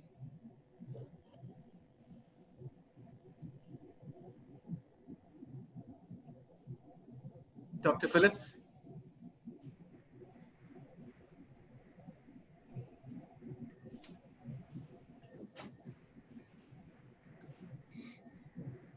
Rahul, you can carry on with the talk. I will join you later. Sir, you have a lecture on indication radial EUS, sir? No, Rahul, you can carry on with the other talks. I will join Okay, you. okay, fine. Okay. Dr. Chang, could you do your lecture first, sir? Yes, I'm here. That's indication contrast EUS. Would you mind sharing your screen? And Yes, okay. thank you for adjusting. Thank you so much. Yeah. Okay, so let me go back. Now, let me share my screen. Okay, so hello, everyone. So this is Raymond from Prince of Wales Hospital. And so today I'm asked to share with you my experience on the contrast EUS. So now let's, okay. So now, just now we have seen a few good cases of the use of FNB and also contrast EUS to help us, to target some viable tissue in tumors. So, but I think when we use contrast EUS, I think we should put things into perspective. For example, the use of contrast in a big lesion is, the reason for using in a big lesion is quite different from using it in a small lesion. So for example, in someone with a big tumor at the head of pancreas, for example, they usually present with overt symptoms such as jaundice, pain, or weight loss. But for people with a big tumor, why we are using contrast is perhaps we need to avoid areas of necrosis so that we can get better yield on the FNB. But in patients with suspected small tumors, they may or may not have overt symptoms. And for example, in someone with obstructive jaundice, but the initial cross-sectional imaging, such as the CT scan, could not demonstrate a definitive mass, then use of contrast EUS may be helpful. And also in someone presenting with what sounds like a case of insulinoma with recurrent hypoglycemia, then with contrast CT not showing an overt obvious lesion, then on EUS, we may need to use contrast to demonstrate the potential NET. So to go over the various indications, so nowadays, I think we are quite used to doing EUS guided FNA or FNB, but again, despite the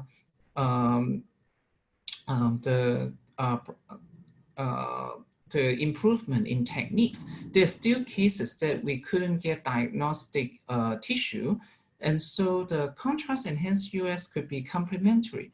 So we would like to use contrast to detect and characterize small solid lesions, to differentiate between pancreatic cancer and autoimmune pancreatitis, to evaluate and demonstrate a vascular lesion such as a neuroendocrine tumor.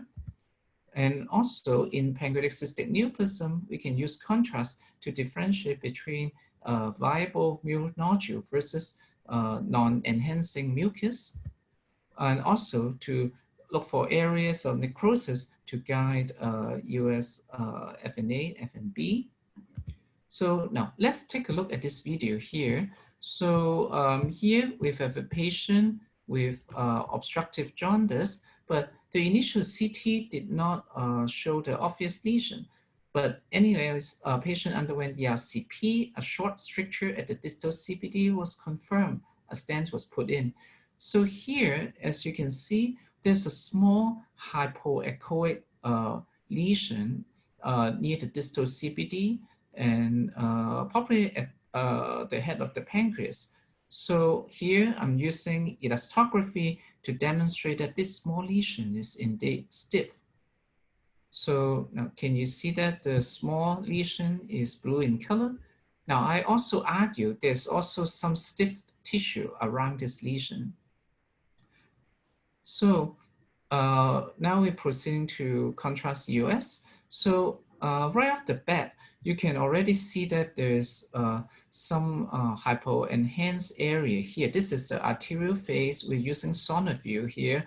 So there is some small tumor vessels being highlighted, but the overall impression is the lesion itself is hypo-enhanced. So this is most compatible with a small adenocarcinoma here. And this is a potentially resectable lesion. So we didn't do a FNB, and then patient went to surgery for Whipple operation. So we just talked about contrast agent being used here. And in Hong Kong, we do not have Sonosoy, so we're using Sonoview here. And most of the newer EUS machines will support the contrast function. And in Japan, I think in Taiwan, I think Sonosoy is mostly used. So, and I think there's also recent publication from the US that Fortran was also used for contrast EUS. So this is a typical image of contrast enhanced EUS of a small adenocarcinoma of the pancreas. You can see that this is a hypo-enhanced lesion with some highlight of the internal small tumor vessels. And this video shows a case of pancreatic adenocarcinoma, mimicking a case of pancreatitis on presentation. So I'm going to play this video here. So this is a middle-aged lady who had pain on the epigastric area radiating to the back and weight loss. The initial CT said that the whole pancreas was bulky, suggestive of pancreatitis, but with her alarming symptoms, we worrying about cancer. So now we proceeded to EUS with contrast. Can you notice there is an area that's more hypoechoic and hypoenhanced at the area highlighted by my pointer here. So this is the area of the cancer, and you can see that there's some small internal vessels.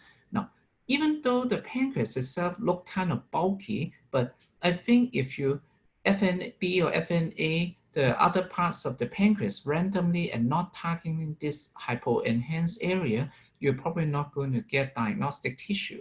So subsequently, we performed EUS FNB, and we're targeting this hypoenhanced area highlighted by the contrast EUS. So now we have a needle here. We're targeting this suspicious area, and you can see the pancreas is abnormal. This is a very stiff pancreas.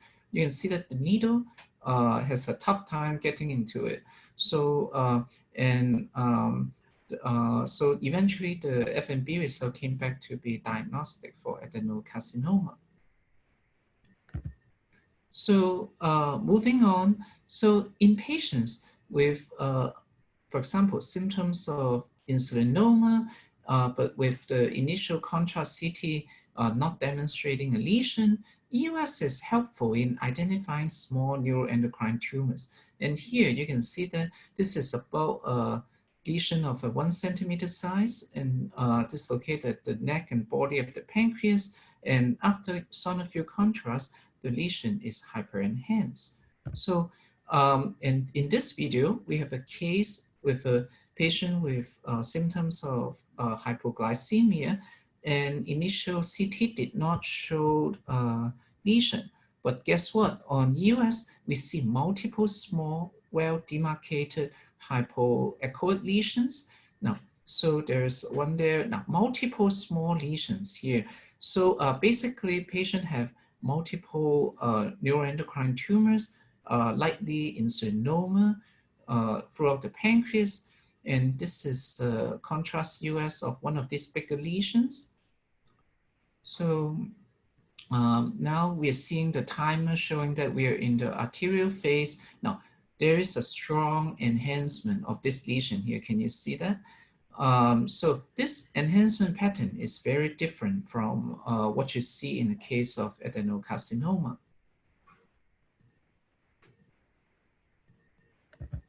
So this is a meta-analysis of 12 studies published in 2012.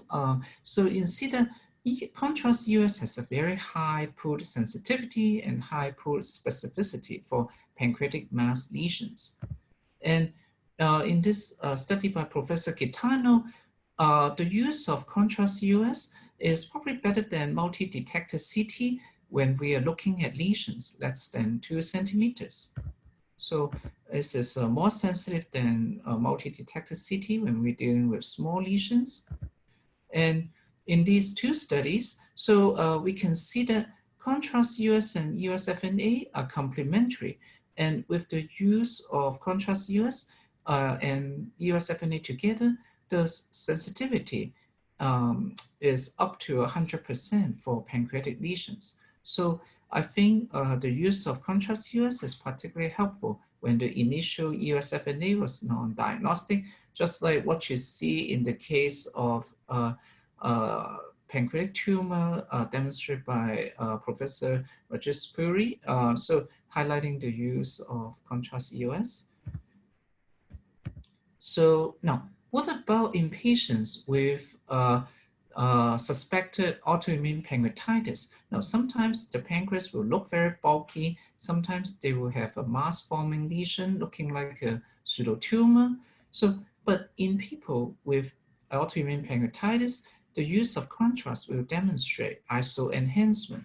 So here, I have a case of IgG4 autoimmune pancreatitis. This patient has a swollen head of the pancreas causing obstructive jaundice. So you're going to see that there's a plastic stent already inserted during ERCP. Now, my pointer is highlighting the plastic stent in the bile duct. Now, there's a tight stricture, as you can see here. So we're interested in the area with the stricture. So here we're going to do contrast with Sonoview. So now we're in the arterial phase. Now, as you can see, the tissue itself is showing up, and basically there's quite a homogeneous iso enhancement here. So again, quite different from what you see in the case of adenocarcinoma. So I think with the imaging, we diagnose this as a case of inflammatory lesion, but to convince people that this is not cancer, we end up performing USFNB at the area of the stricture, just to show it to a patient that this is a case of autoimmune pancreatitis. So now we talk about the use of this technique in differentiating between mural nodule, solid component versus mucus in patients with mucinous cystic neoplasm. This is a patient with main duct IPMN. As you can see here, now there's a pretty obvious solid lesion inside that is hypoechoic, but after contrast, so we can see that there's some enhancement of this tissue suggestive of a mural nodule, but I think it's not just a pure nodule. I think it's already turning into cancer. You can see that there are areas that are very hypoenhanced with some enhancement in the background. So this is probably malignant transformation already in this main duct IPMN. So again, we talk about its utility in highlighting areas of necrosis. So this is a study from Japan, and then what we see here is that in patients with areas of necrosis highlighted by contrast EUS, the diagnostic sensitivity of EUS FNA is lower. So I think the bottom line here is if you're concerned about area of necrosis, now first of all, it's not the same as pancreatic cystic lesion. You probably don't want to sample the necrosis anyway. So I think here it will help you to target the viable tissue.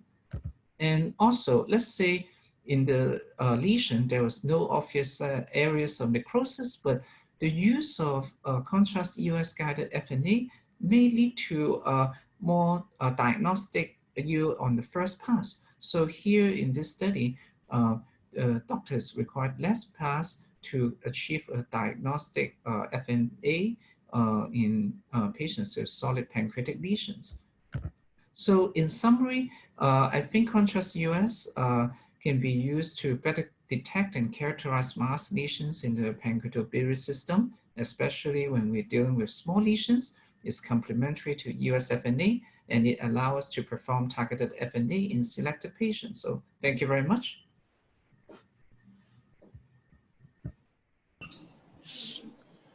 Thank you, Dr. Raymond, for the excellent lecture. Hello. Hello. Hello. Yeah, Dr. Raymond? Yes. Am I audible there? Yes, Rajesh, go ahead. Yeah, thank you for the nice lecture. I have a few questions from you. Yes. So, in your clinical practice, if you have an option of Sonoview and Sonozoid, which contrast agent you will prefer to use it?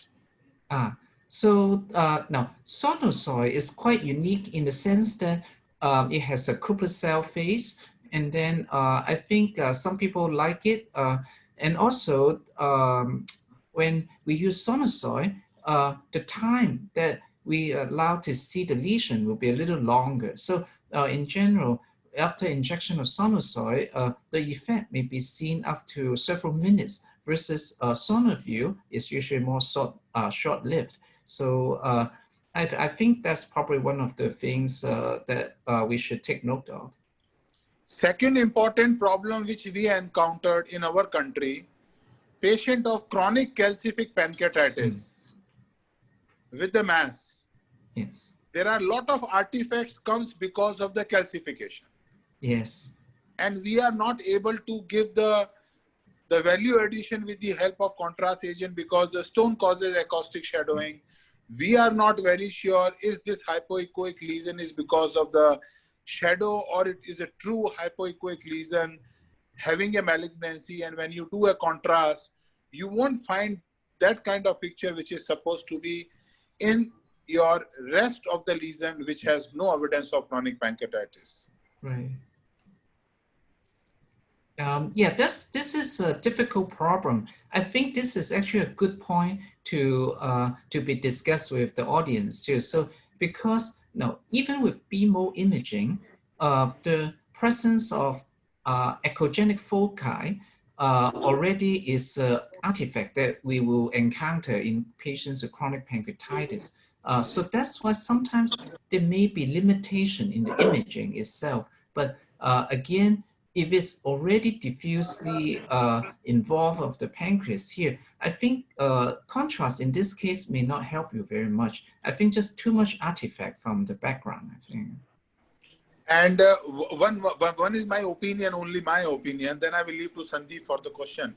I always feel if the sonozoid is available, the reason is that the small liver metastasis of 5 millimeter cannot be picked up on the CT. So when you are doing contrast like a mass in the head of the pancreas and the sono view give not more than 1 minute of the information. So it's very difficult that in 1 minute you scan the lesion, then you go to the liver and then you examine.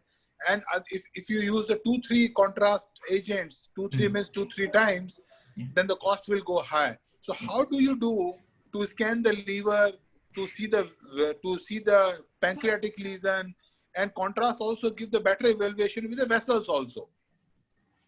So in your practice, if patient has a pancreatic malignancy or a neuroendocrine tumor of the pancreas, how do you do to scan the liver also? Thanks. Okay, Sundeep, you can proceed. No, I think we'll have to move forward, Rajesh. We are already behind schedule. So may I request the next speaker, Dr. Mathew, are you ready? Yes, I'm ready. Okay. So may I request Professor Mathew Philip to speak on radial EUS, my indications for radial EUS. A lot of people don't use it, and Mathew, what you have seen the spectrum, we start with radial, move to linear, and some people do not want to go to radial. Do you use it? And please expand on that. Thank you. Thank you, Vinay, and all my panelists. And your mic is a little feeble. Can you increase the volume of your mic? This is the maximum I can. Are you able to hear me now? Better. Thank you so much, Vinay, and all the organizers as well as the panelists and my co-chairpersons. I'm not using any slides as Sundeep told that hardly anybody does it now, but I still do occasionally because it's a diagnostic modality. We know that we cannot do any biopsy or any therapeutic work on that. And as I started very early in the in EUS, maybe I started by 1997 and all. At the time, the only thing we had was a radial one. So we had to learn radial and then go to linear. But now most of the people are actually studying from linear and then performing. And I think that is the necessity now. And most of the centers in India or abroad, I think, they don't have a radial one except those who started earlier and then. Now you see a radial image mostly in the mini probes rather than the other one. But if you look at upper GI indications, probably I may do in esophagus. Suppose you want to see the esophageal wall and the mediastinum and the single view. So it's a diagnostic modality to know about the thickness of esophagus and a tiny tumor in the esophageal wall. I think radial EUS will help. But nowadays I know that because of the mini probe, this can suffice most of the requirements of your radial EUS. And I use in other situation very important, very commonly is in the stomach. When I got a diffuse thickness of stomach wall, I prefer to use a radial to get a panoramic view of the stomach. And especially in Linitis Plasticia, Meniere's disease, on all those things, I still use radial EUS. And I believe that using a radial EUS in the stomach, especially for the diffuse thickness wall or thickened wall of stomach, is useful. But we need to, when you need to do an FNA, you have to switch over to radial EUS. And I believe most of you disagree with me that most of you do a linear EUS rather than a radial EUS. I am sure that many of you are not using radial at all now. Coming to another area where I use radial EUS is the workup of a recurrent acute pancreatitis. In recurrent acute pancreatitis, I just look at the checkpoints. The checklist of me for recurrent acute pancreatitis only is look at the ambula, then look at the bile duct, look at the gallbladder. This is for microcalculi, gallbladder, biliary system for any biliary duct abnormality, and also the pancreas for pancreatic head neoplasm or for features of chronic pancreatitis. So these are the things which I look. And for that, I found that radial EUS is very good. For example, it actually shows a very good panoramic view of longitudinal view of bile duct, and also we can study the bile duct as well as the gallbladder in a single view. And the pancreas can be studied very well from the stomach in a longitudinal view. You can see the pancreas in a panoramic view, including the duct and parenchyma. But of course, those who are familiar with the EUS, linear EUS, I think linear EUS can equally suffice, and there is no need of changing over to radial in that. And another area which I found is useful is in the rectum.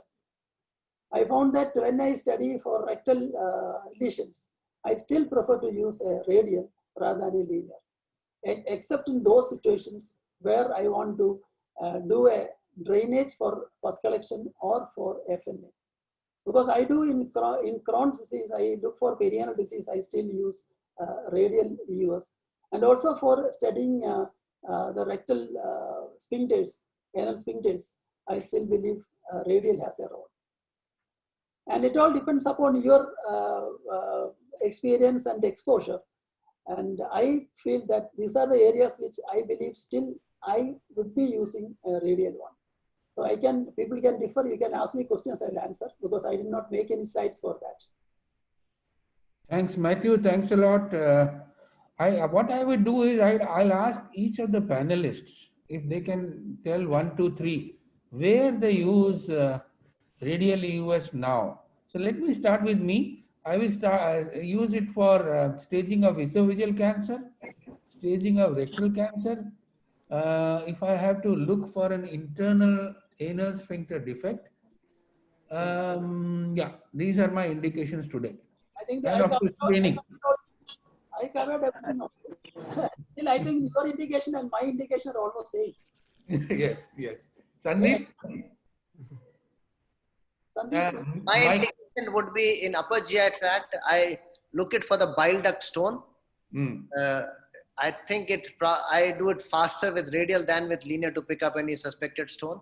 Also, unexplained bile ducts, especially the periumpral diverticulum. Both linear and good, but I would prefer radial. And also for evaluation of recurrent acute or chronic pancreatitis. Okay. And SCLs, obviously all subepithelial lesions, I prefer radial over linear. For the bile duct stone and for chronic pancreatitis, these are my favorite. EUS radial is my favorite. Ting Leong there? Hi, yes, hello. Hi. What are your indications? Yeah, personally, I actually started training more with linear than radial EUS.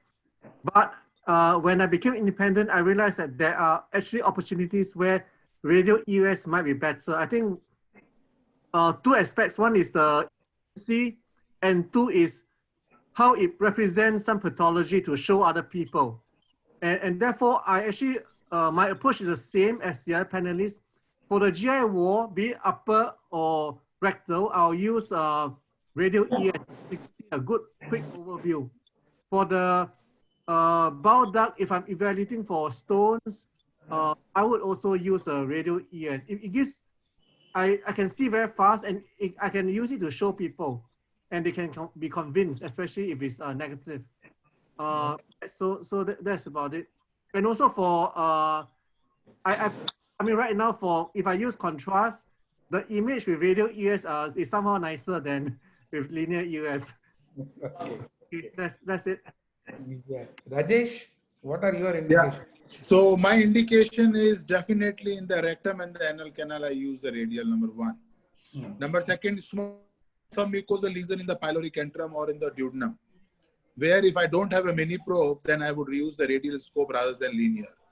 And third, non-scientific indication, I have 2 linear, 1 radial, and we do around 7 to 8 cases. So to move the fast, the patient of CBD stone comes, and I quickly do with the radial scope, and till the linear scope is in the washing. So that might help looking for the CBD also. Okay. So I think everyone is using radial still. Yes, Yeah, Mathew. I am. Whenever I'm not doing the EUS for the indication of fine needle aspiration, I always use the radial. It's faster, it's nicer to show the picture to other people. And actually, I use most of the time of radial instead of linear if I'm not going to do the fine needle aspiration. I think that's part of the point I was about to come. I think when there is no need of any therapeutic work, I still use radial. Because, I agree to Rajesh also in certain time, just for a diagnostic purpose, I ask my colleague to do a radial and I will go with the linear because we have got 2 areas to do that. And one more thing, coming back to Sundeep's comment, for a bile duct stone, that's why I told you, recurrent pancreatitis, look at the bile duct, you get a panoramic. A rapid diagnosis of bile duct stone, and as well as what Dr. Young demonstrate to others, radial give a wonderful view. So I think that is still there is a role, but it is very limited. And for smaller subepithelial lesions, I use larger subepithelial masses. I use linear. Thank you. Okay. Rahul, do we have time or are we over time? No, we're way over time. We need to move on. Oh, okay. Thanks, Mathew. Thanks very much. Can we invite Professor YT Lee, President of the Hong Kong Center of Gastroenterology and EUS, to talk about EUS FNAC versus FNB? Thank you, sir. Okay, thank you, Vinay, for the invitations. Today, I'm going to talk about the, I was given this title when I prefer FNAC over FNB. But actually, you know that after all this discussion you heard, and now we're actually using more FNB than FNAC. So we know that, let me check. Wait a minute. Okay. We know that from various studies across different organs, FNB is probably better than FNAC in providing tissue diagnosis. This is a recent meta-analysis showing that the diagnostic accuracy of EUS FNB is, in comparison, FNA is much better in terms of the diagnostic accuracy. Are you seeing the white image, or the big one or the small one? Yes. The big one. Okay, good. And also, in this meta-analysis, the adverse event is similar between FNB and FNAC. So it makes the FNB nowadays is the much useful in usage when we do the FNA or biopsy from the lesion. So when they put me a question that why we're still using FNAC, and actually the FNA needle is still available in the market, and I think I need to reflect on myself why I'm still using the FNA. Maybe in some country the FNA needle is much cheaper. You can see that the Francine needle is much expensive than a routine normal FNA needle from Olympus. Sometimes we only need the diagnosis, and sending the cytology maybe in some country is much cheaper than you sending both the histology and the cytology together. You save some money. Sometimes we need to do the on-site diagnosis that guide the next step of the intervention. For example, we do the FNA, we spread it on the slide, and we do the rows, and then we get the diagnosis. Then we can maybe do the tumor ablation on the same spot, or we can biopsy a pancreatic cancer and then we do the celiac plexus neuralizer at the same time. So it gives us a very good rapid diagnosis for this. So we know that we can have a visual inspection on the slide, showing that is it adequate for the, tissue diagnosis for the FNA. And of course, if you have a cytotechnician to help you to do it, you may have a better preparation of the rows. And we all know that presence of rows reduce number of passes, satisfactory specimen adequacy, and provide definitive diagnosis on site. So I think over several days that why I still need to FNA needle sometimes instead of FNB needle. I think currently, if you want to do that, I want to sacrifice some of my diagnostic accuracy for trading of procedure safety. Why I say that? Because if there's a highest risk of bleeding, and for example, lesion closer vessel or with a vascular encasement or contrast enhanced vascular lesion, the FNA needle may be safer. I will explain why. Or if the lesion arising from a bile duct or gallbladder wall, if you do it, you may actually have a less leakage or safety in your mind. Some pancreatic cystic lesion are routinely use the FNA needle rather than FNB needle for puncturing the cystic lesion. And sometimes we need to do the biopsy through a vascular structure. And of course, we will use the FNA needle. And sometimes we need to sample some ascites. There's no need to use the FNB needle if you only want to sample some fluid. And then sometimes you need to use a needle for two purposes. An FNA needle together do a celiac plexus neuralizer, and then this is the needle to go. And sometimes we need to do the injection therapy. Of course, in that case, we need to use the FNA needles. So from the design, you can notice that the FNA needle, just to use the needle that you have a venous sampling, blood sampling, is non-cutting edge of this needle end. But however, if you use the Poco needle, shark core, Francine needle, you can see that this is a more traumatic in your mind. That looks a little bit horrible for you to use it in the vessels. So it may actually, in certain cases, the bleeding risk may be higher, although it's not formally studied in various high-risk lesions. But just looking at it, you create a hole in the vessel that may actually cause some problems. So for example, in this patient has a tumor in a vascular encasement in a bile duct area. So you can see that actually this is tumor. This is the tumor, and you can see the vessel structures all around it. So in this case, when I do the biopsy, I would a little bit very that may actually create a hole in the vessels that I need to have no chance to fix it. So I would choose a FNA needle, find a window that have less vessels, and then I go in with my needle slowly, and then I aspirate and blood aspirated from the needle.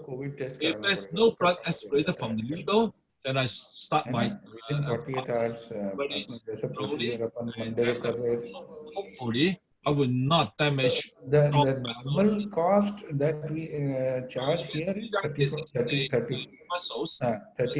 That's around here. So with the FNA,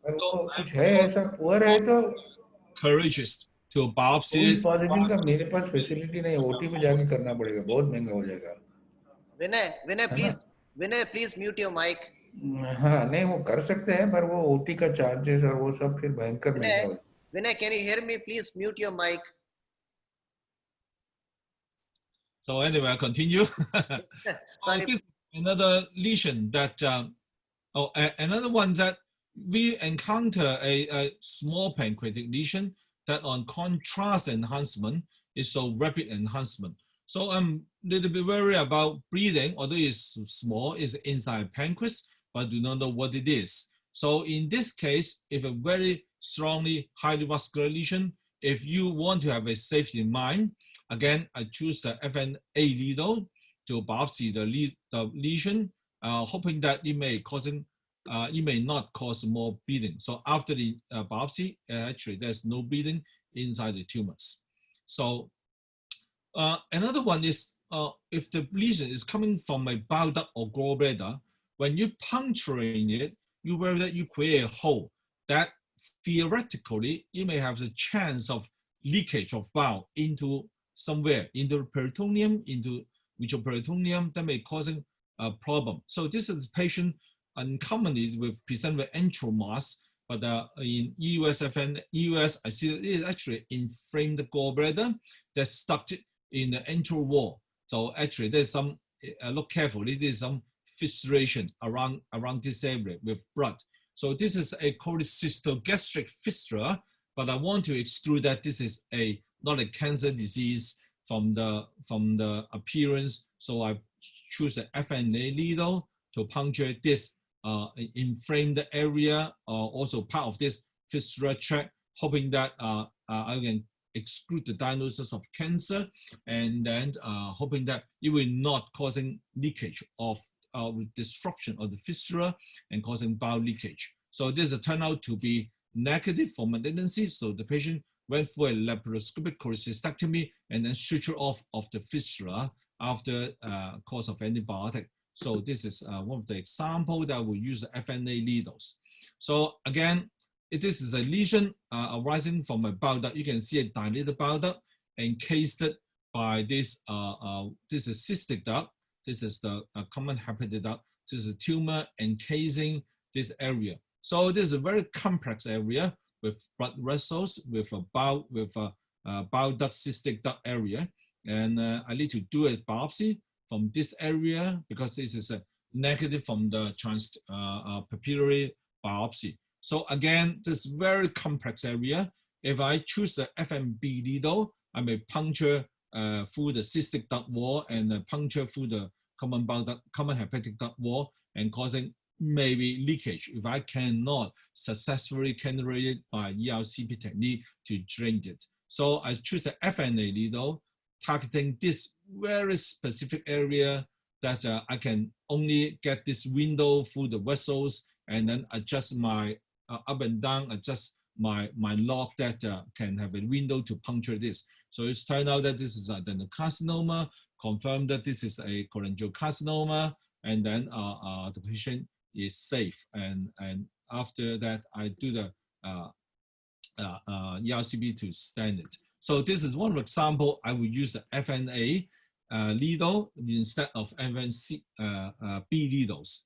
So years ago, I heard that from the Japanese doctor. I do not know what is still true, that they would very reluctant to puncture a pancreatic cystic lesion because they worry that this is like a balloon, that when you puncture it, it just spread out all this cancer cell causing intraperitoneal sealing of this. So of course, it's not a proven, but the Japanese doctor will be very, very cautious about this. So for that, if you see a very big pancreatic cystic lesion like this, you want to be sure that you will not use the FMB needle, create a hole in this wall, and then let the fluid leaking out after your procedure. Then you choose an FNA needle, hopefully create less cutting wound.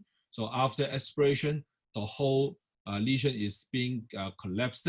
And then finally, I will use the FNA needle to sampling the wall of the opposite wall of the cystic lesion for cytology. I will not usually do the FNB of this pancreatic cystic wall lesions because I'm afraid that it may causing more trauma and leakage of the cystic content into visual peritoneum or into the peritoneums. So this is what I use. This is a patient with a foregut cystic lesion. I think it's a duplication foregut cyst, but however, the CEA level in the blood is wasted. So I have to decide that is a tumor lesion or not, or malignant tumor lesion or not. or cystic lesion. So again, because it is cystic lesion, I do not want to create a bigger hole in the cyst wall. So I use the FNA needle to puncture it and then sampling the cyst fluid for cytology instead of doing in histology needles. So again, finally, sometimes we need to do problems to go through it in vessels. So actually, can we do a transvascular biopsy? Yes, we can. If this is for example, this is the lymph node here, this is aorta. If you really want to get it, you want to do it through aorta, yes, you can. Or sometimes through the major intravenous catheter, so you still can do it. But however, because of this is a vascular wall, you don't again want to create a big hole in it, so you choose the FNA needle rather than FNB needle. So other indications such as sampling of ascites, you do not need the FNB needle. You combine with the pancreatic cancer FNA, then proceed to CPN, as I said it before, or injection therapy, including versus therapy. So in this case, in this certain situations, I will use the FNA needle rather than the FNB needle, knowing that the diagnostic yield may be lower, but however, it will be safer for me to perform the procedures. Thank you for your attention. Thank you very much for an excellent lecture. Due to paucity of time, we're going to move on. I would like to thank the moderators, Professor Leong, Professor Lakhtakia, Professor Puri, for doing this. We're going to move on to the live session because we're running late to Bangkok. Are we live with the Thailand team? Thanks, Whitey. Thanks a lot. That was a wonderful lecture, Whitey. Thank you. Can I invite the next moderators, Professor Rana, Professor Rai, Professor Chaudhary, and Professor Pradermchai. We have been live with the Chula Hospital with Professor Viriapon. You're live, sir. Okay. Hello, everyone. Hello. Hello. Hello. Hi. Welcome to Bangkok and TAGE online. So in this session, we will have a demonstrator. We have from 3 hospitals. The first hospital will be from Chulalongkorn Hospital. Second will be Siriraj Hospital. And the last hospital will be from Rajavithi Hospital. In the first 15 minutes, we luckily that we have Dr. Vidyaporn and Dr. Pontep, my junior colleagues. They are both experts in endoscopic ultrasound. So please, Vidyaporn and Pontep, please. Good afternoon, everyone. Okay, let me introduce our team first. This is Dr. Pontep, who is our junior faculty. And this is Miss Nayana, who is our nurse, and Mr. Samrung, who is our assistant. So today we will demonstrate EUS evaluation, basic EUS evaluation for pancreatic cyst.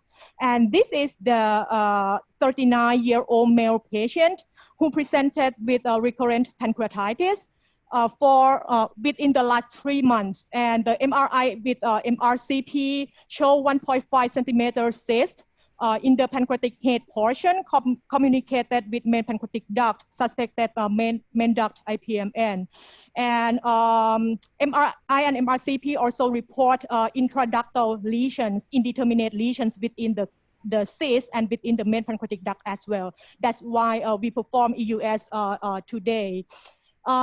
Since we would like to see the lesion in the pancreatic head, so we will start to see the lesion by placing the duodenoscope in the duodenal bulb.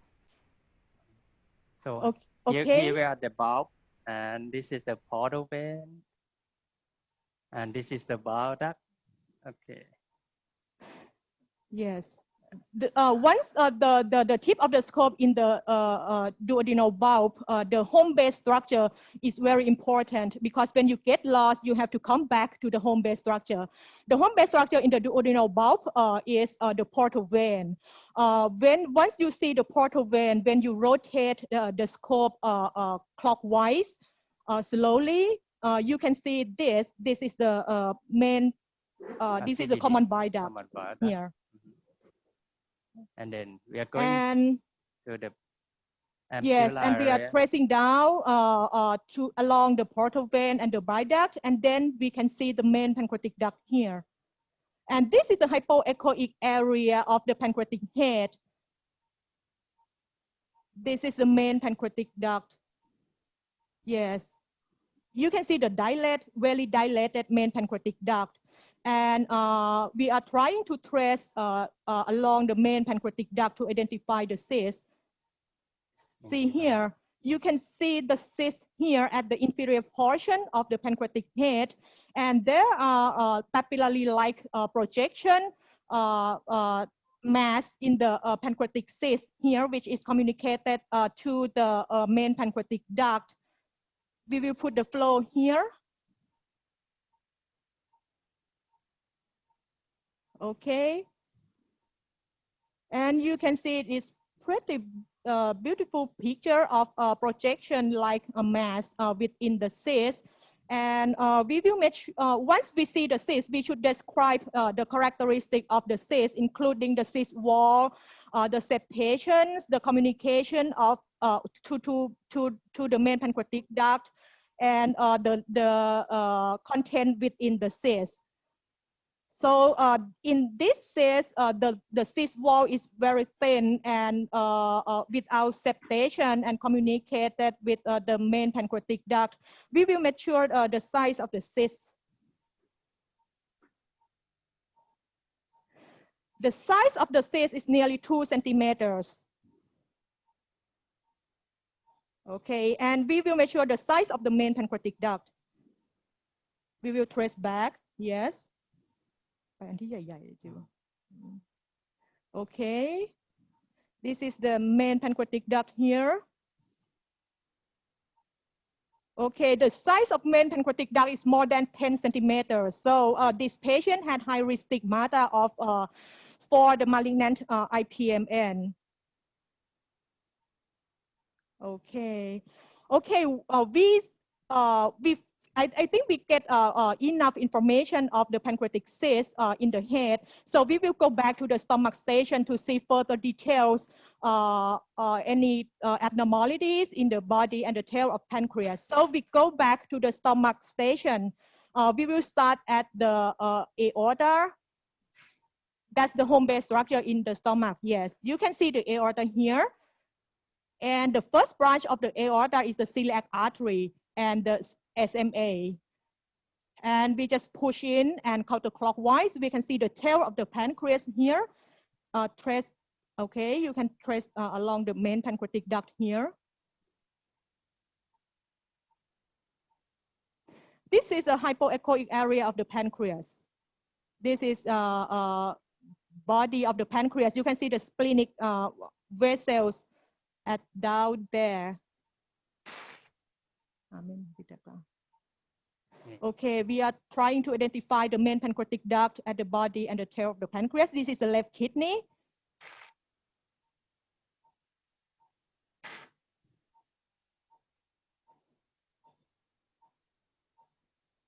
Trace back, yeah. Yeah. This is the main pancreatic duct at the tail of the pancreas, because we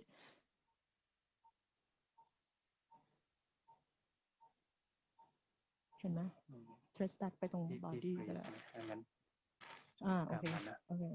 okay. Okay, we are tracing along the main pancreatic duct. ไม่เห็นนะ Okay, this is the main pancreatic duct at the body of the pancreas. You can see the splenic vessels down there.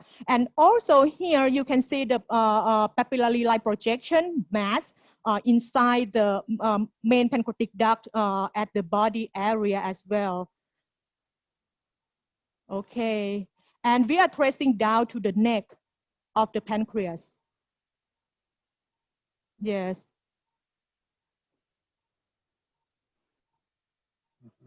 Mm-hmm. Yes. Okay. วัดดักไว้ ได้ Okay. Okay, the size of the main pancreatic duct here Yes, 8 millimeters is quite dilated. Okay. And tracing back to the Okay. body. Yes. So the maneuver is pulling back a little bit and talking to the right. And you can following the pancreatic duct, which is dilated. And you can see some papillary-like projection inside the dilated duct. But there is no mass or any significant lymph node around the pancreas.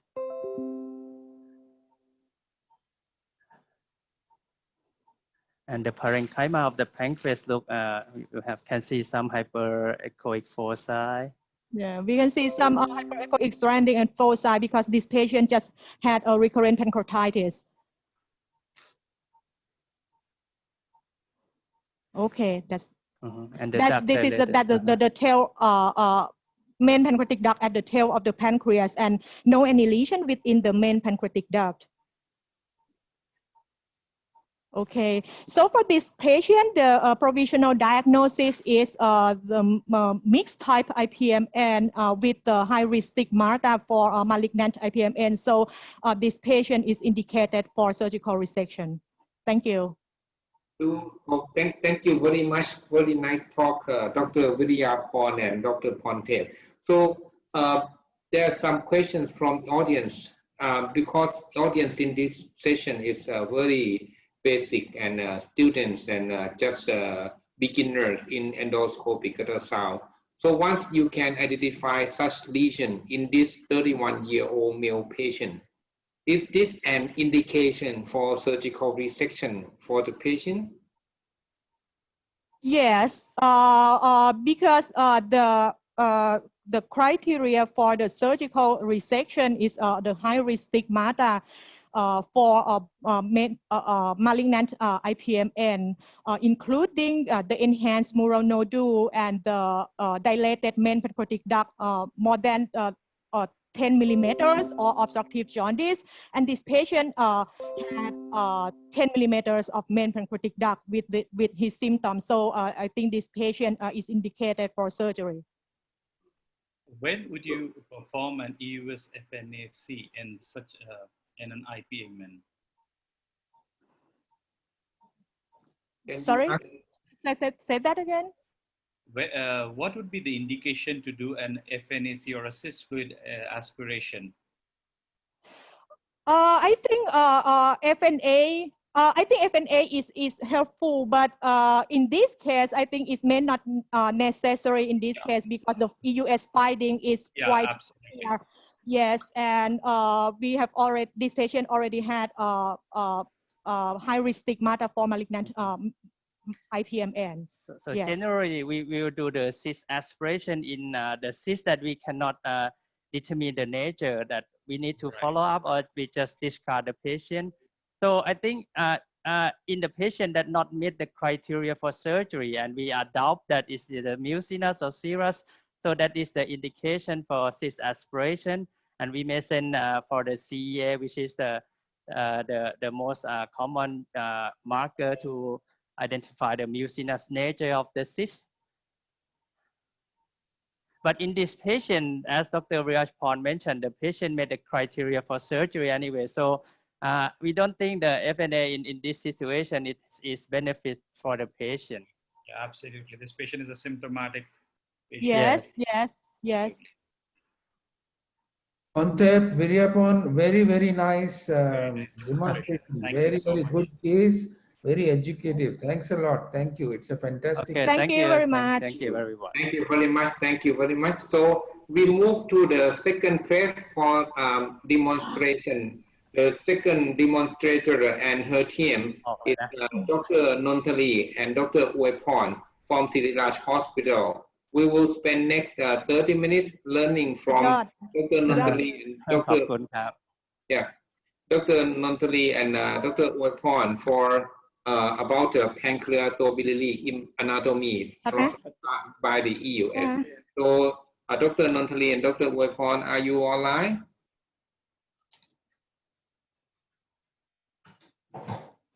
Hello, you are online. Pradermchai, can you hear us?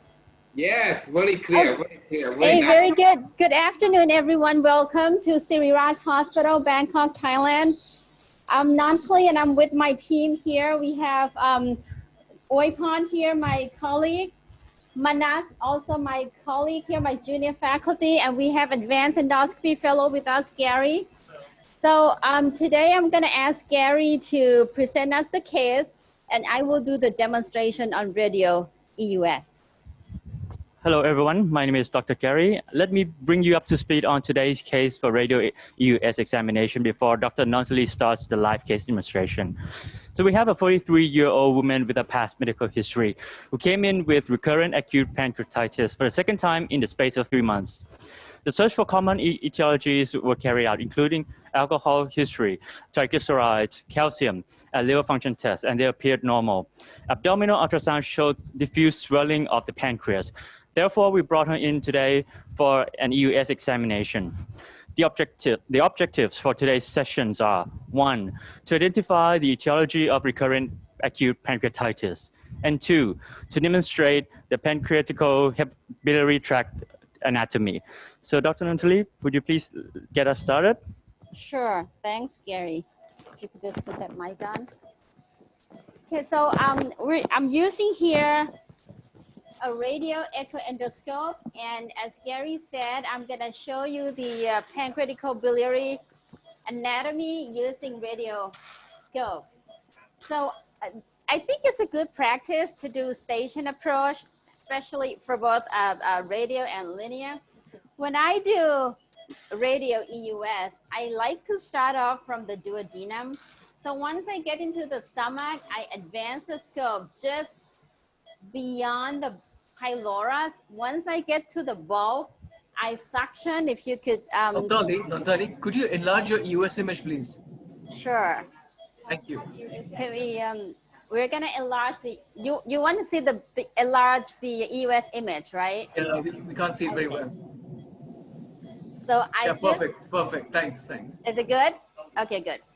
So I just pass the scope beyond the pylorus, just a tad.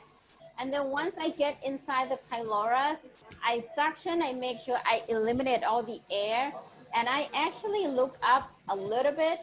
As you can see here, Manas here is gonna help with the cursor here. You're gonna see that you see 2 tubular structures. One is the CBD, the other one is PD, right there, okay? So this is what you will see in the bulb. Below the PD, you can see portal vein, just right below. There you go. And this is what we call stack sign. Stack sign is when you see common bile duct, which is right there. Can you point at the common bile duct? Yeah, that's the common bile duct right there. Below it is the pancreatic duct. And then you see the portal vein below, okay? So once you see this, when you start doing EUS, I understand that a lot of audience here are beginners. So I just want to go into a little bit of the basic of a radio EUS. When you start doing this, sometimes you see tubular structure, you don't know what it is. You don't know whether it's a ductal structure or a vessel. You can use flow, you can use Doppler just to help out identifying that particular organ. For example, this tubular structure right there is flow negative. So obviously that should be duct, right? And the other structure has positive flow, that should be vessel. So that's a feature that can help you identify the anatomy. And once you see common bile duct and pancreatic duct, you want to make sure that you trace the bile duct and the pancreatic duct from proximal to distal. So the way we can do that is that you keep an eye on that common bile duct. I want to first trace the common bile duct and the pancreatic duct to the ampulla. So I'm going to go distally. And what I do here is I turn counterclockwise a little bit. And then see, as you turn counterclockwise, you can see that the CBD is running towards the ampulla. And then I look up a little bit and turn counterclockwise a little bit. See, I can see the CBD very nicely. But what I want to do is that I want to get the pancreatic duct and CBD in the same view. So let's see how I can do that. So now I see the CBD right here. That's the CBD. I see the pancreatic duct coming from the neck. Can you point at the pancreatic duct coming from the neck? Right there. So I want to get the pancreatic duct and CBD coming together, running along the head of the pancreas. This whole area here is head of the pancreas right there. That's the pancreatic parenchyma right there. Okay. So I get common bile duct, I get PD. I want to keep these two together. So I want to trace these two structures all the way to the ampulla. So what I'm doing here is that I counterclockwise a little bit, and then I pull back my scope a little bit, and I look up a little bit. See, I can see both CBD and PD. Sometimes you feel like you squeeze CBD too much. So what I do is that I kind of use the small wheel a little bit to release my probe from the CBD. I know some people say not to use your right hand on the small wheel or big wheel, but sometimes I do, especially when I feel like my probe is compressing upon the structure. So here what I'm doing is I'm trying to follow the bile duct all the way to the ampulla, which is right about there. I kind of lost my PD a little bit, so I'm trying to get my PD back. And I think this is good for trainees when you start doing this. Sometimes you kind of lose the structure that you're following along the way. So with the radial echo endoscope, I do a lot of pushing in and pulling out. If you can, if the camera can focus on my hands right here, I do a lot of pulling back, pushing in to get the structure that I would want. Again, once I see the common bile duct, I'm trying to trace it all the way to the ampulla, right about here. Okay, and you can see the pancreatic duct just a little bit underneath before that. I'm sorry, underneath the bile duct right there. So here, I think this is the area of the ampulla. If you want to see the ampulla a little better, you can inject some water in there. Let's put some water in here.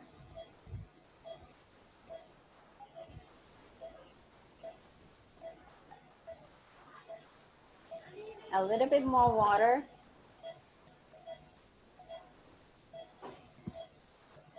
You can, and remember, in this patient, she presented with recurrent acute pancreatitis. So when we do examination of her bile duct, we want to look for stones or microliths if possible, but her bile duct looks pretty good. And the other thing that we can look for is the pancreas divisum. If you believe in pancreas divisum, then you want to look for that as well. So I'm trying to get the PD back. Okay, here we go. Yeah, that's the PD right there, right there, right there. Yeah, here we go. That's the PD coming along. You see, very small PD. Perfect, right there. Can you freeze that picture? So if you follow, here is common bile duct right here. And this is pancreatic duct. And here is portal vein. There you go. There you get your stack sign on the in the bulk station. The pancreatic duct is coming very nicely. And if you want to look for pancreas divisum, you want to make sure that the pancreatic duct and the common bile duct do not cross. They meet exactly at the ampulla. So right now, I'm doing very small, very fine movement here. I'm trying to keep the pancreatic duct and the common bile duct in view. And I want to follow them distally so that I could see that they both meet at the ampulla, which I saw it earlier. Again, what I do here is I slowly pull out my scope a little bit I do counterclockwise rotation a little bit, freeze there, here. So you can see that the CBD is right there. PD is this one here. And the ampulla is right about this area here. And you can take a measurement of the CBD and PD as well. So the PD appears to be normal in size. PD is, both CBD and PD are pretty normal in size. I don't see pancreativism, I don't see stone. Now for the bulb station, I think this is pretty good for CBD and PD. So once I finish tracing down to the distal, I'm gonna follow pancreatic duct and CBD proximally. So pancreatic duct is gonna take turn right there where it becomes a genu portion, and below that, that's gonna be next. Okay, so here you can see pancreatic duct very nicely from head of the pancreas, and it takes turn over there, go into genu area right there. What about the size of the pancreatic duct? Manat, can you take a measurement of that? So pancreatic duct is 1.5 millimeters, which is normal, okay? Now going back to the common bile duct, I'm following common bile duct proximally. Again, if I feel like like this, if I do this, if I look up too much, my probe is completely compressing on the common bile duct, which is not good. So I want to stay away. I want to look down a little bit, release my big wheel a little bit. And then I turn clockwise rotation. I push the scope in a little bit. You can see that I can follow the common bile duct all the way to the hilum area. See that? Right there.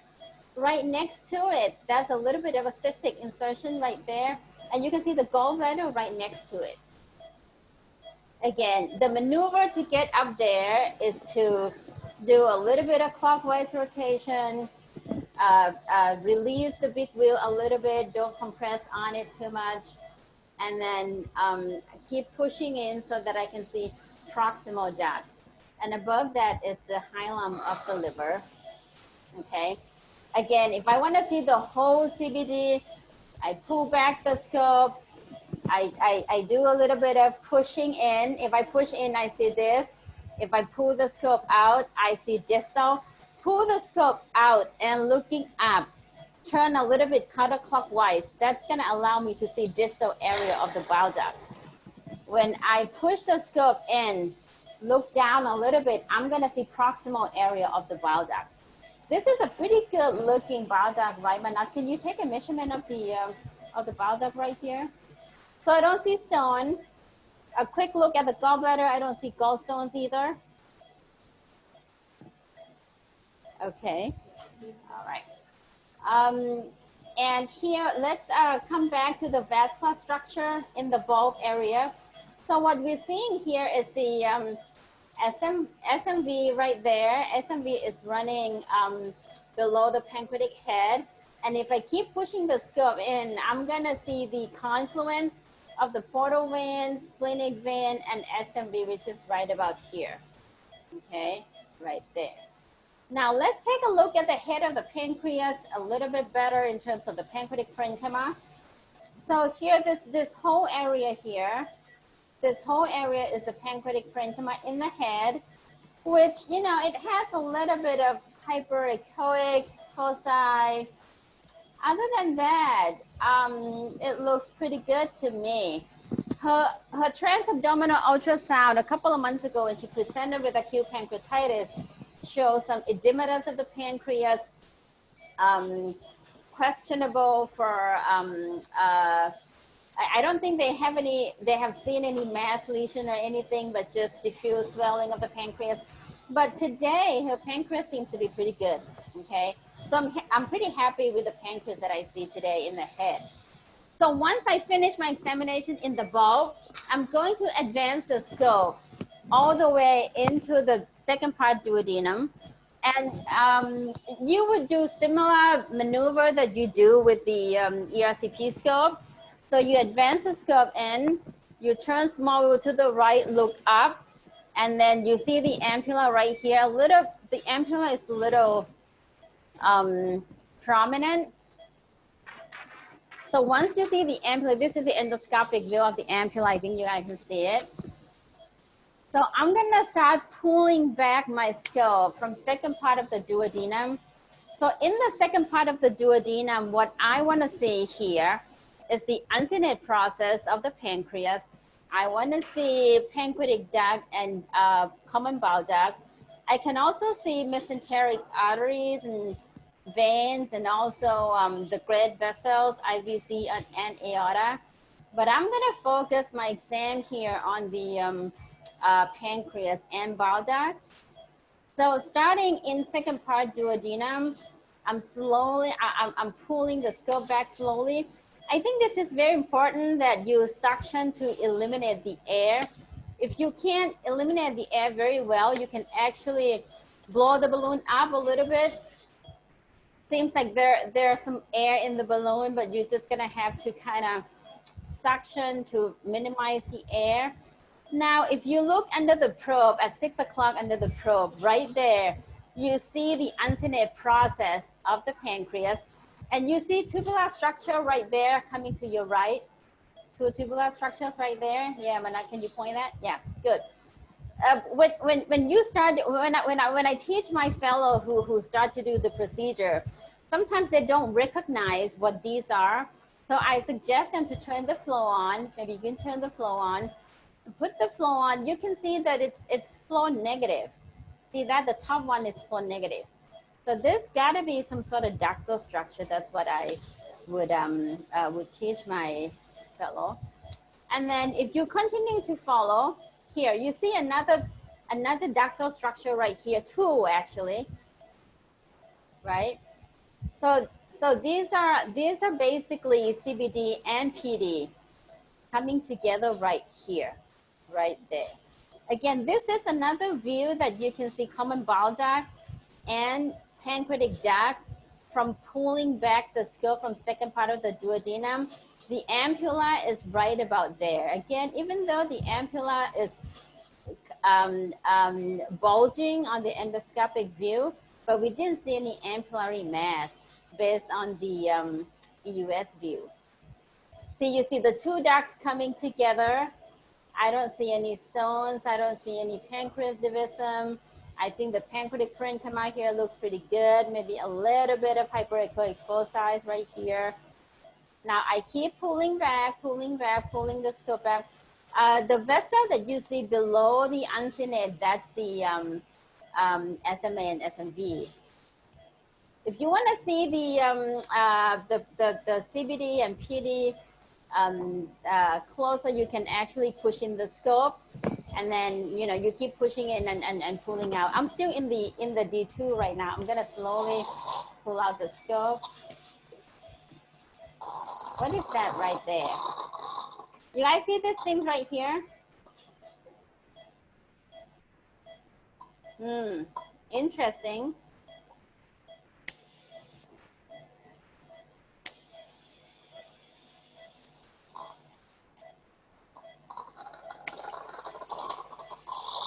Can I have some water?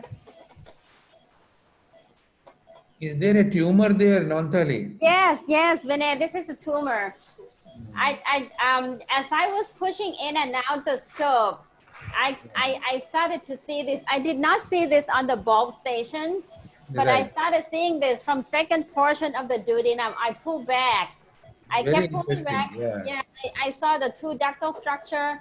And as I push back into the second part duodenum, again, I'm seeing this tumor right here. Yeah. So let's put a little bit of water in here. I like to see the origin of the tumor. Let's put a little bit of water in there. Wow, so very interesting. Yeah, we didn't know before that she has any tumor based on, well, she only had transabdominal ultrasound. She didn't have any other imaging modality. Yes. Wow. Can you freeze and take a measurement of this tumor? So the tumor is about 2 centimeters by 2.5 centimeters. Can you say Store. Print. Print. Okay. So I'm gonna keep pulling back. Keep pulling back. Can you give me a little bit more of water? Is this subepithelial or tumor? Yeah, or? it looks right now. Is that Praderm? Yes, yes, yes. Yeah, I couldn't recognize your voice. Right now, from the way it looks to me, it looks like a subepithelial lesion just adjacent to the ampulla area. But I want to make sure I take a really good look at this.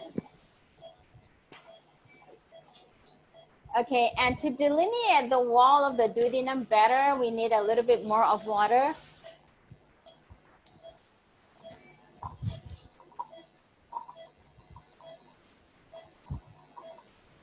Wow, nice. There you go. Give me more water if you can.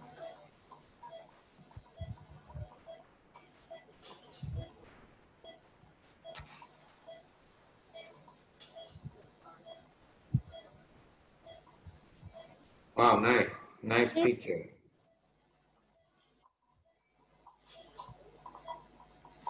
Praderm, I think this is subepithelial lesions. I'm trying to look at the layer of origin. Yes. Unfreeze. How can you do that? Can you teach us? Yeah, I generally put in a lot of water to delineate the wall. Can I have more water? And then, you know, there are 5 layers of the duodenum. So it's, here we go.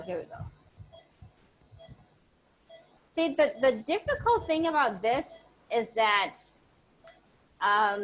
you want to be sure that you really get perpendicular to the lesion, and you want to be sure that this is not the lesion is really like not folding on top of the fold right next to it. Yeah. Hey, can I have more water? Yeah. So yeah. So so this is like a complementary, because today Dr. Nonthalee planned to teach us the anatomy of the pancreas and the bile duct, but we fortunately can identify the subepithelial lesion. So maybe we learn Dr. Nonthalee's technique for minutes, because we have about 2 or 3 minutes for Dr. Nonthalee's session. How much time I have left? 10 minutes? I think it's around 5 or 7 minutes. Yes. Okay, got you. Okay, so this is the tumor of interest. If you look at this, you see the big image of the EUS. Okay, good. So this first layer is white. That's the mucosa. Second layer is black. That's muscularis mucosae, or deep mucosa. And then this white layer here is the submucosal layer.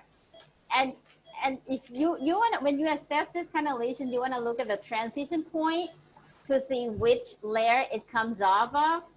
If you look at this area here, this is where the transition point is, I believe.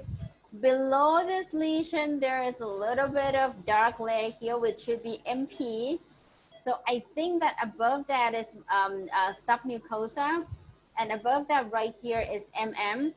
So this area, this lesion here, I think it's arising from either submucosa or MM. So either, you know, either one of these.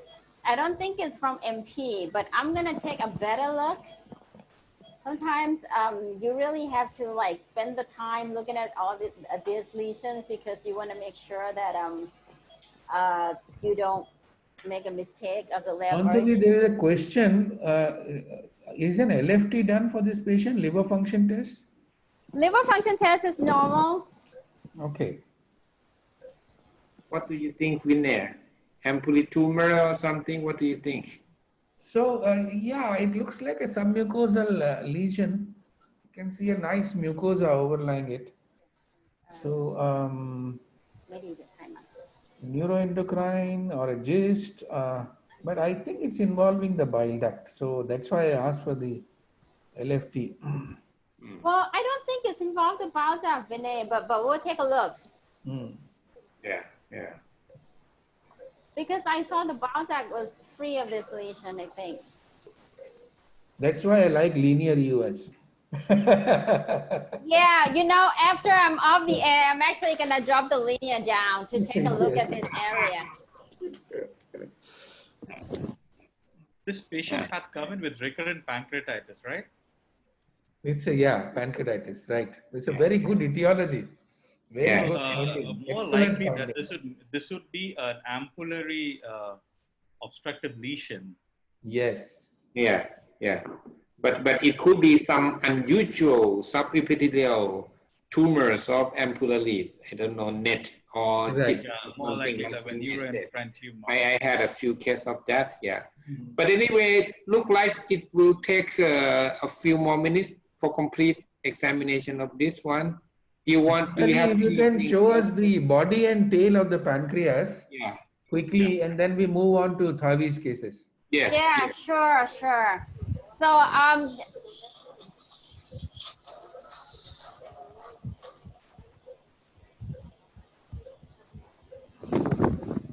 pulling back. So okay, so so once we complete the D2 and the bulb station, we're gonna pull back the scope. I generally pull back the scope back into the antrum, and I make sure that I put my scope in the neutral position like this. Then I keep pulling back until I see the pancreatic parenchyma, or until I see this huge ductal structure that's running across the field.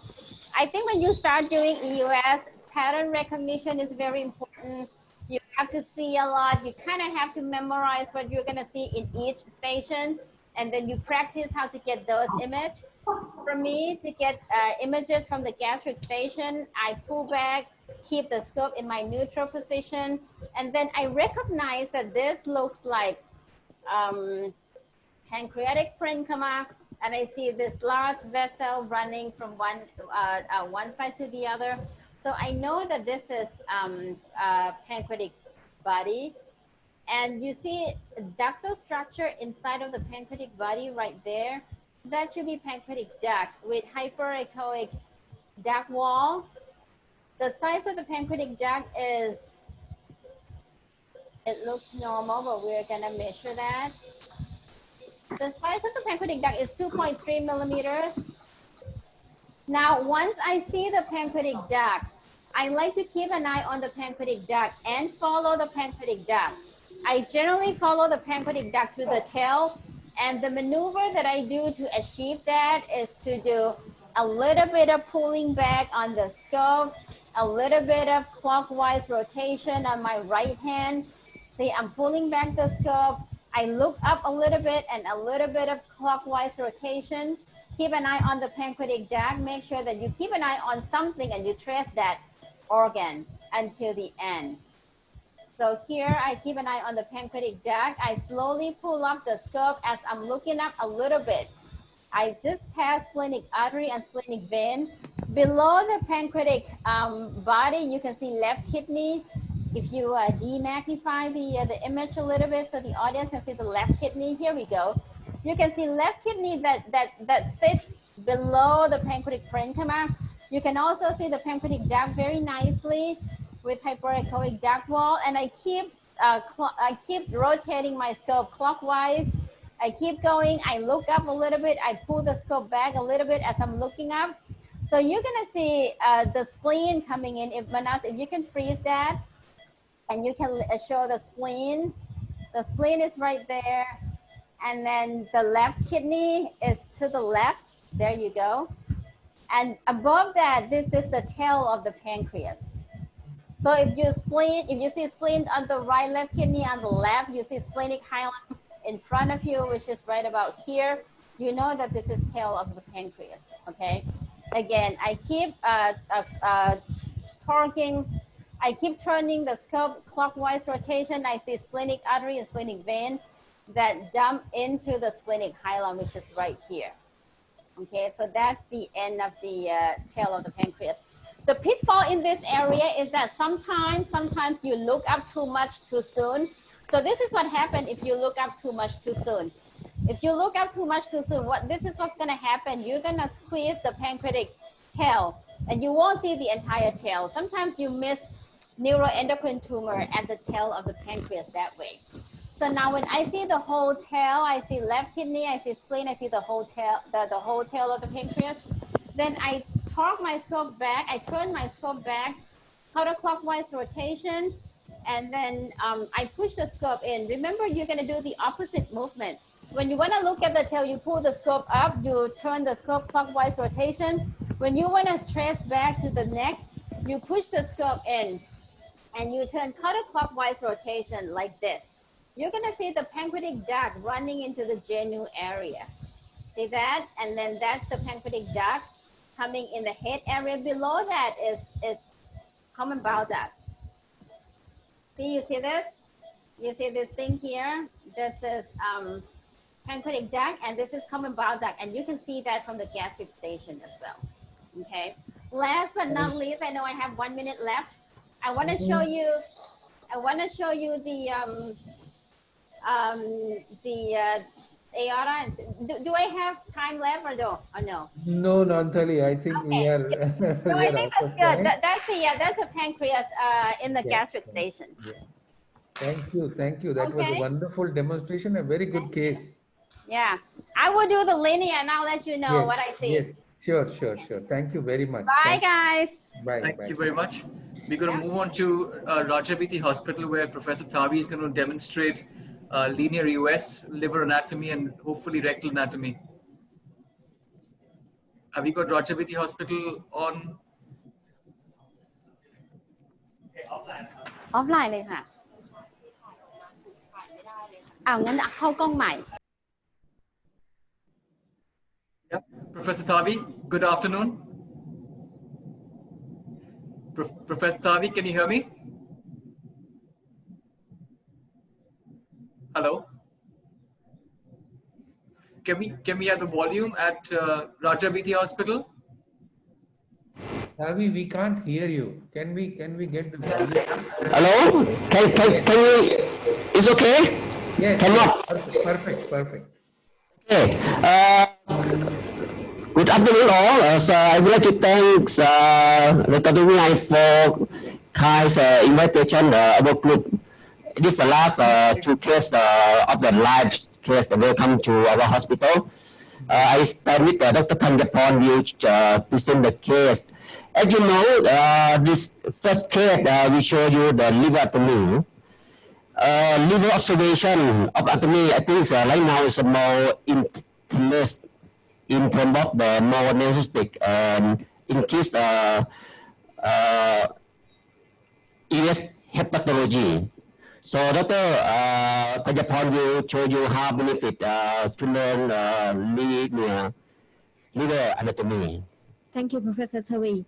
So I would like to give a brief description about the linear EUS anatomy for the liver. So definitely the objective is to observation of the liver anatomy, but also there are increasing of clinical benefits. For those focal lesions, for example, like mass forming detection, we can perform detection of the M1 lesions, and also for the intraductal lesions, for example, like cholangiocarcinoma or stones, we can perform SNA or SNB for such lesions. For the diffuse lesion, we can perform SNB for the parenchymal liver diseases. And we also can perform needle puncture to measure the portal vein pressure gradient. And moreover, for the treatment options, we can perform tumor ablation therapy, for example, like alcohol ablation or RFA for the focal tumor, or we can perform biliary drainage. The most important thing before performing the procedure is to know the anatomy and the landmarks. Usually for EUS, we use vascular at the landmarks. And the important vascular for the liver included hepatic veins. There are 3 hepatic veins: right hepatic veins, middle hepatic veins, and left hepatic veins. Also, there are portal veins, right and left. So these vessels divide the liver into 8 segments. So when we want to perform the EUS examination of the liver, we need to trace all of these vessels as the landmark to identify which segment that we are looking at. So let's begin with our first case. This is a case of 45 years old female. She has a history of open cholecystectomy due to gallstones. But she came to our hospital due to pelvic pain, and we performed a CT scan. And we incidentally find the kidney stone. But at the time, her belly pain was not so obvious, and her liver function was normal. So this time, we will perform the EUS examination to evaluate the kidney stone and also to evaluate liver parenchyma. Thank you very much, Dr. Panjapon. Back to our study. Can you have this skin? So right now, I stand a little bit far away from the patient and facing the patient. This is really important because you can see when I move my left hand. Thawee, can you stop screen sharing of the PPT? Then we can see your image big. Right. Stop screen sharing of the PPT. ES skin? Yeah, perfect. Okay? Yes. Okay, right now you can see I stand a little bit far from the patient because the scope is straight. And when I move my left shoulder, you can see the image of scope is moved continuously. It's very important to get the good image. Right now my scope tips in the 44 from the body. And the probe facing the anterior at the wall. You can see this landmark. This is a very important first landmark. This is a left hepatic vein. You can see normally left hepatic veins divides left lateral and left medial segment. This is segment 2 and this segment 3. If you trace this one, I do slowly. You can see this segment 2, segment 3. I slowly rotate. You can see segment 2 and segment 3 to join. This one. This we call U play. This level of the ligamentum talus. And then we slowly clockwise. You can see this is the left main hepatic vein. And this is segment 4. Sometimes you can see the mid hepatic vein. This is segment 4. Mostly this is 4A. And you can see the linear hyperechoic line. This is ligamentum venosum. This is segment 1. And I slowly rotate, you can see, to the hilum. This hilum of the liver, this is a portal vein. Below the hilum is this bile duct. I will show you the segment. I pull back a little bit. You can see the IVC here, there's IVC. And then there's a medial hepatic vein. This segment 4 and this segment 8. And then I tip up a little bit. And more clockwise rotation, you can see the right hepatic vein. This right hepatic vein. Between right hepatic vein, this segment 7 and segment 8 and segment 7. Segment 7 is close to the diaphragm. This the top anatomy of the liver parenchyma. So in this patient, we need to trace the bile duct here. I put slowly. You can see the bile duct here. This is a bile duct here. We can check with the flow. You can see this is a bile duct here. And I follow, just put in, slowly, tip down a little bit. Just clockwise. You can see from the common hepatic duct down, we can find the stone. You can see the stone here in the distal bile duct here. Yeah, this one. So, and then I go down to the low part of the liver. Normally, low part of the liver, we scan in the liver bowl. We just slowly in.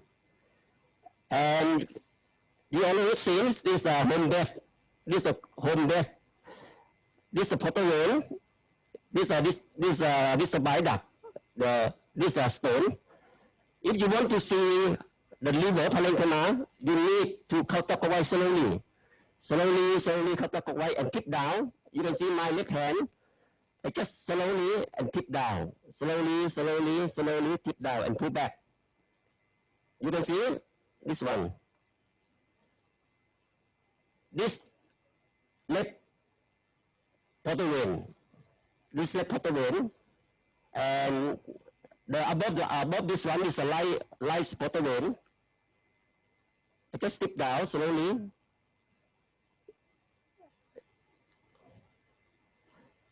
This segment, then normally the segment 3 and segment 2, and I pull back slowly, tip down slowly, follow light portal vein here.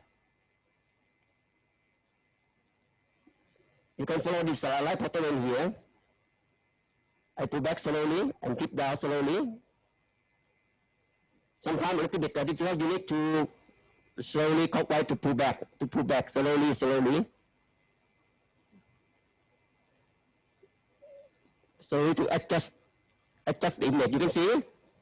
Usually I follow the light portal vein here. Slowly, slowly. Tip down here. Pull back, pull back, pull back, pull back here. So this allows the segment 5 and this segment 8.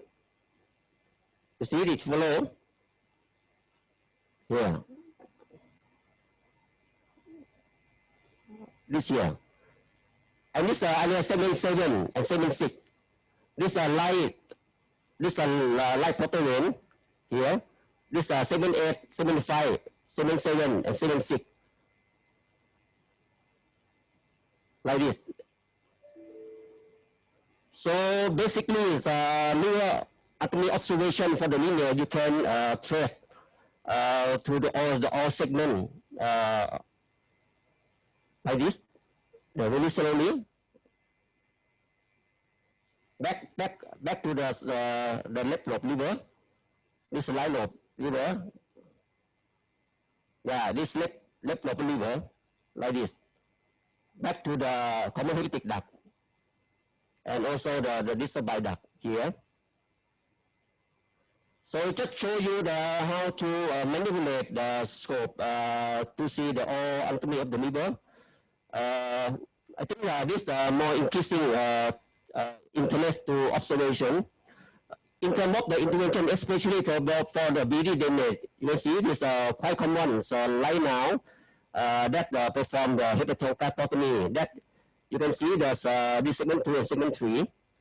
This good one normally for select, especially segment 3 for select to puncture for the hepatocartotomy. Any question? We move on to another case, second case. Very nice demonstration of liver anatomy, Thawee. Fantastic. So may start in the second case. Dr. Tejapan will present the second case. Okay. Thank you very much. For the second case, it will be about the radial EUS of anorectal anatomy. So the objective of the observation is to evaluate the anatomy of the anorectal regions. There are several benefits. For example, like a complex fistula in anal, subepithelial regions, tumor staging, T staging and M staging, and also the FNA, FNV, and also drainage of the collections adjacent to the colorectal region. So now we will show the equipment. So we show you the anorectal anatomy. Basically, anorectal is different in terms of the equipment. So you can use 3 equipment for anorectal. The first one mostly is colorectal surgeon to use this liquid probe. For liquid probe, you can use a water fill-in with a balloon tie or with a parallel catheter to fill the water in, because the water is important. Normally, colorectal surgeon interest to see the function of sphincter, complex anorectal fistula, so that I will show you later on. The second one is a mini probe. I think anorectal, normally we do not use a mini probe. Mini probe is a very benefit for the colon EUS, especially when you put on the right side of the lesion to see sub-epidural lesion that you don't know what is this.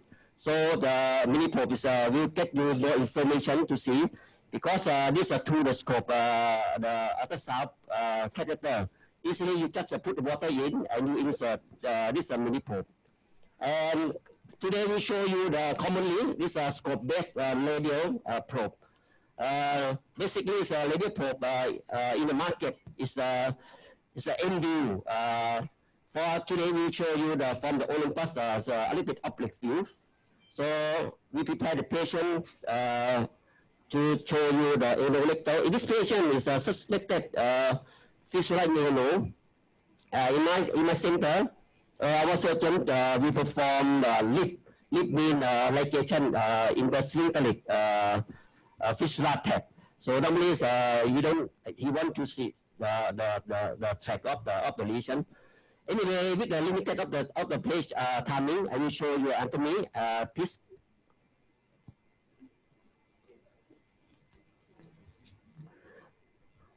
Because of the lady probe, easily to fill with the water in.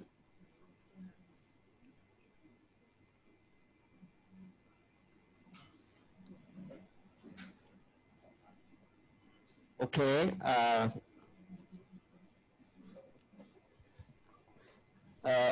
I refill the water. So after rectal examination, lubrication,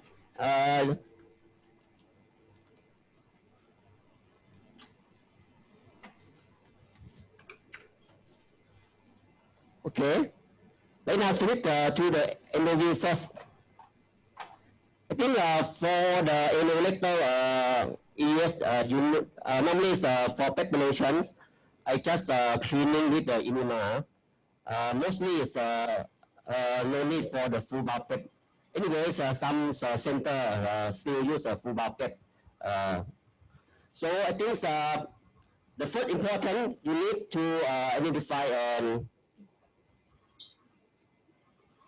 and locate the anatomic landmark. I will show you the, right now it's Dr. Thaypon filled with the water in.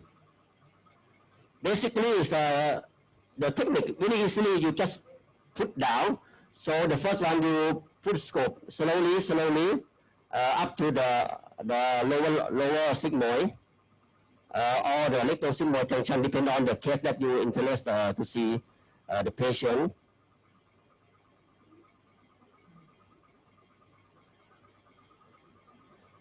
Right now, in this particular case, is fistula, so I just put the tip on top the rectal sigmoid junction.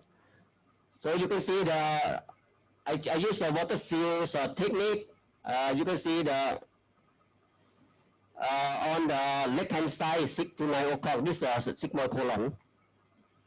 And then you can see the wood filer structure. This is very important for in case that you need to evaluate of the T end staging tumor. Okay, fit, and then we show you you can see on the screen left hand side this the hyperechoic layer, hypo, first, yes. Second, third, and fourth layer. Right. This the fifth layer. This is really clear when you see to invade the tumor T staging. Normally,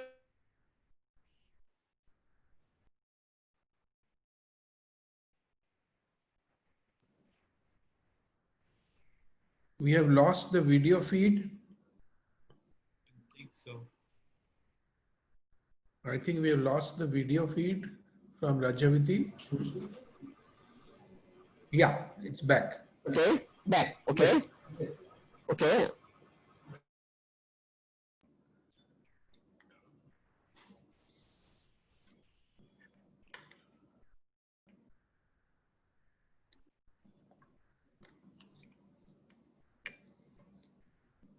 Under the landmark. In female patients, the anterior part is the vagina and bladder. So I just pull back, just slowly pull back, you can see. Slowly, slowly. Suction, suction. Okay, just pull back, just pull back.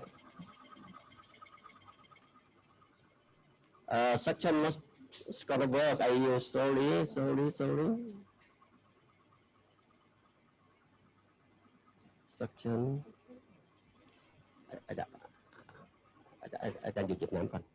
Suction, suction. Let me get a good image first, because the suction is not. I think the channel is blocked, I think, Thawee. Yes? Channel is blocked, I think, is it? The suction channel looks blocked. Yes, yes. We should, yes. Okay.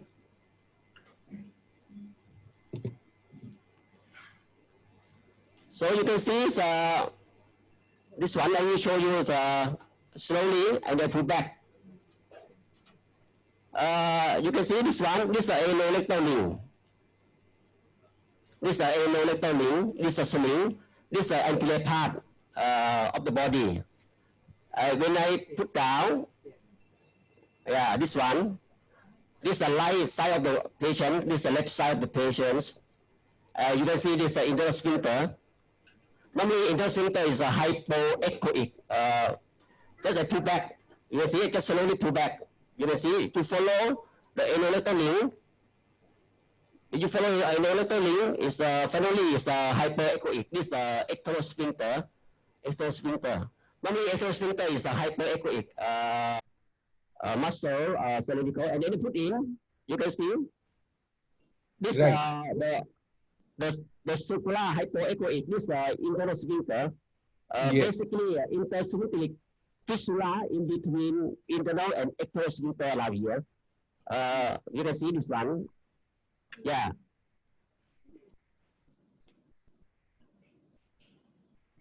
You can see. I think this origin of the fissura. You can see there's some small defect inside in the. Normally, it's quite common on the sigmoid of the complex fissura this year. Right. Basically, how to treat it? Normally, we inject with hydrogen peroxide from external opening into the fissura tract. We can put edification. Anyway, with limited of the time, I will just show you the sphincter. You can see like this. I just put in. 1 second from the external sphincter to be the anal link here. This is the internal sphincter. Internal sphincter, when you put up, is part of the MP layer, like this. Yeah, like this. This anterior part, this ureter. Yeah, this uterus of the patient. This anterior part. Yeah.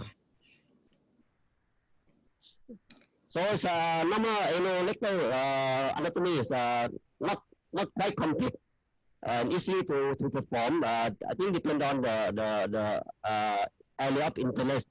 I think it's really important for complex fissura or sphincter injuries after delivery of the baby.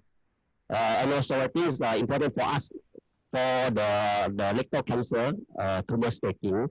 Especially for the T staging and N staging. Anyway, for some subdivisions, you can also use linear to perform the FND as well. So yesterday, in my unit also we performed in case of the pelvic upset, we use the hot X-ray to drain to the rectum with the pelvic upset. The patient presents with the pain and also the sepsis. Any questions? That's a fantastic anatomy, rectal anatomy, Thawee. Are there any questions, Rahul, from the audience? Nothing so far. Nothing so far. So I'd like to thank the moderators of the session, Professor Rana, Professor Rai, Professor Chaudhary, and Professor Pradermchai. We're going to go to the lectures, which is the last session of the day. Can I invite the moderators, Professor Thawee, Professor Nonthalee, and Professor Virapon from Thailand to join us. In the interim, is Professor Rana ready for the talk? Yeah, Dr. Rahul, I'm ready. Thank you. It's talk about ROSE, rapid on-site cytology, impractical in private practice. Thank you.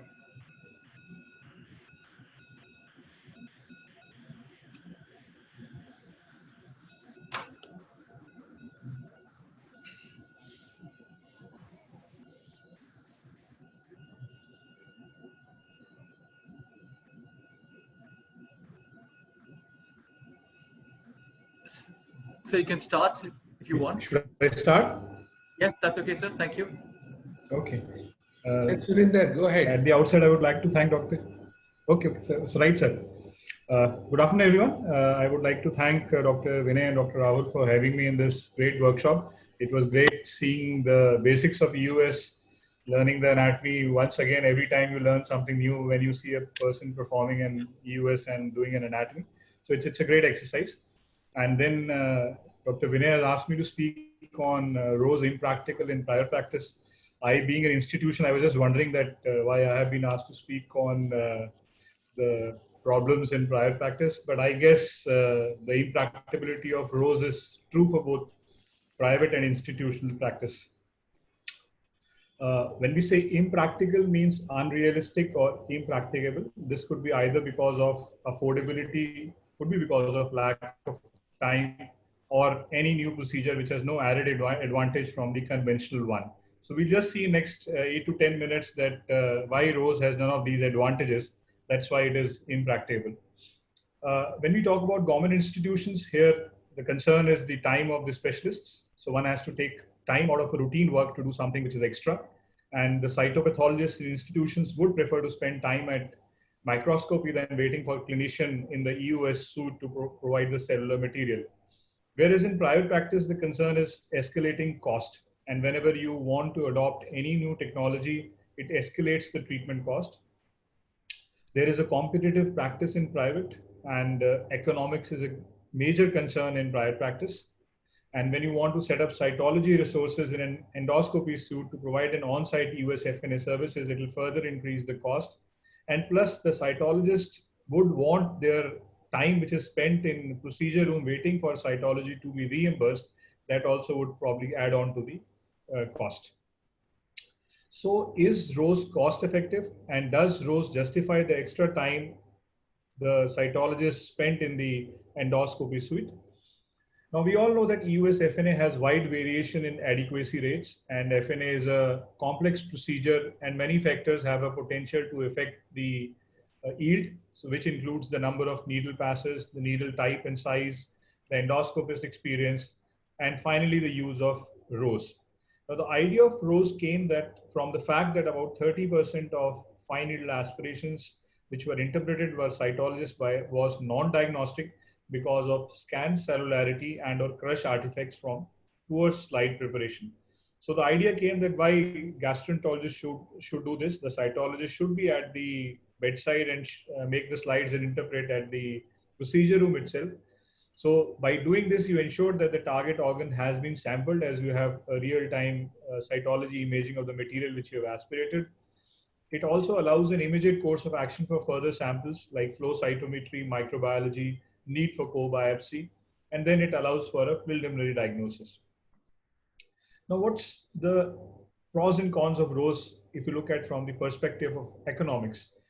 You know, pros are, if you have a ROSE, the studies have shown that it reduces the number of passes, so it reduces the complications and obviously the economic consequences of the complications thereafter. It reduces the need for repeated procedures. If you have an initial non-diagnostic EUS FNA, then you will have to repeat again, and that will add on to the cost. But the cons of the ROSE are that there are operational costs, as I have just talked about. Then you have to reimburse the cytopathologist, which will further increase the cost. There is increased procedure time for ROSE, and this increased the cost of anesthesia. And the diagnosis relies solely on morphology. So you need an experienced cytopathologist, and that obviously will add on to the cost of the procedure. Now, what's the evidence for ROSE? The problem is there are a lot of studies on influence of ROSE, but these are complicated by site-to-site variation in adequacy that can mask the effect of ROSE. For example, if you have a center where there is a diagnostic yield is already 95% without ROSE, adding a rose is not going on to have a substantial or a statistically significant difference.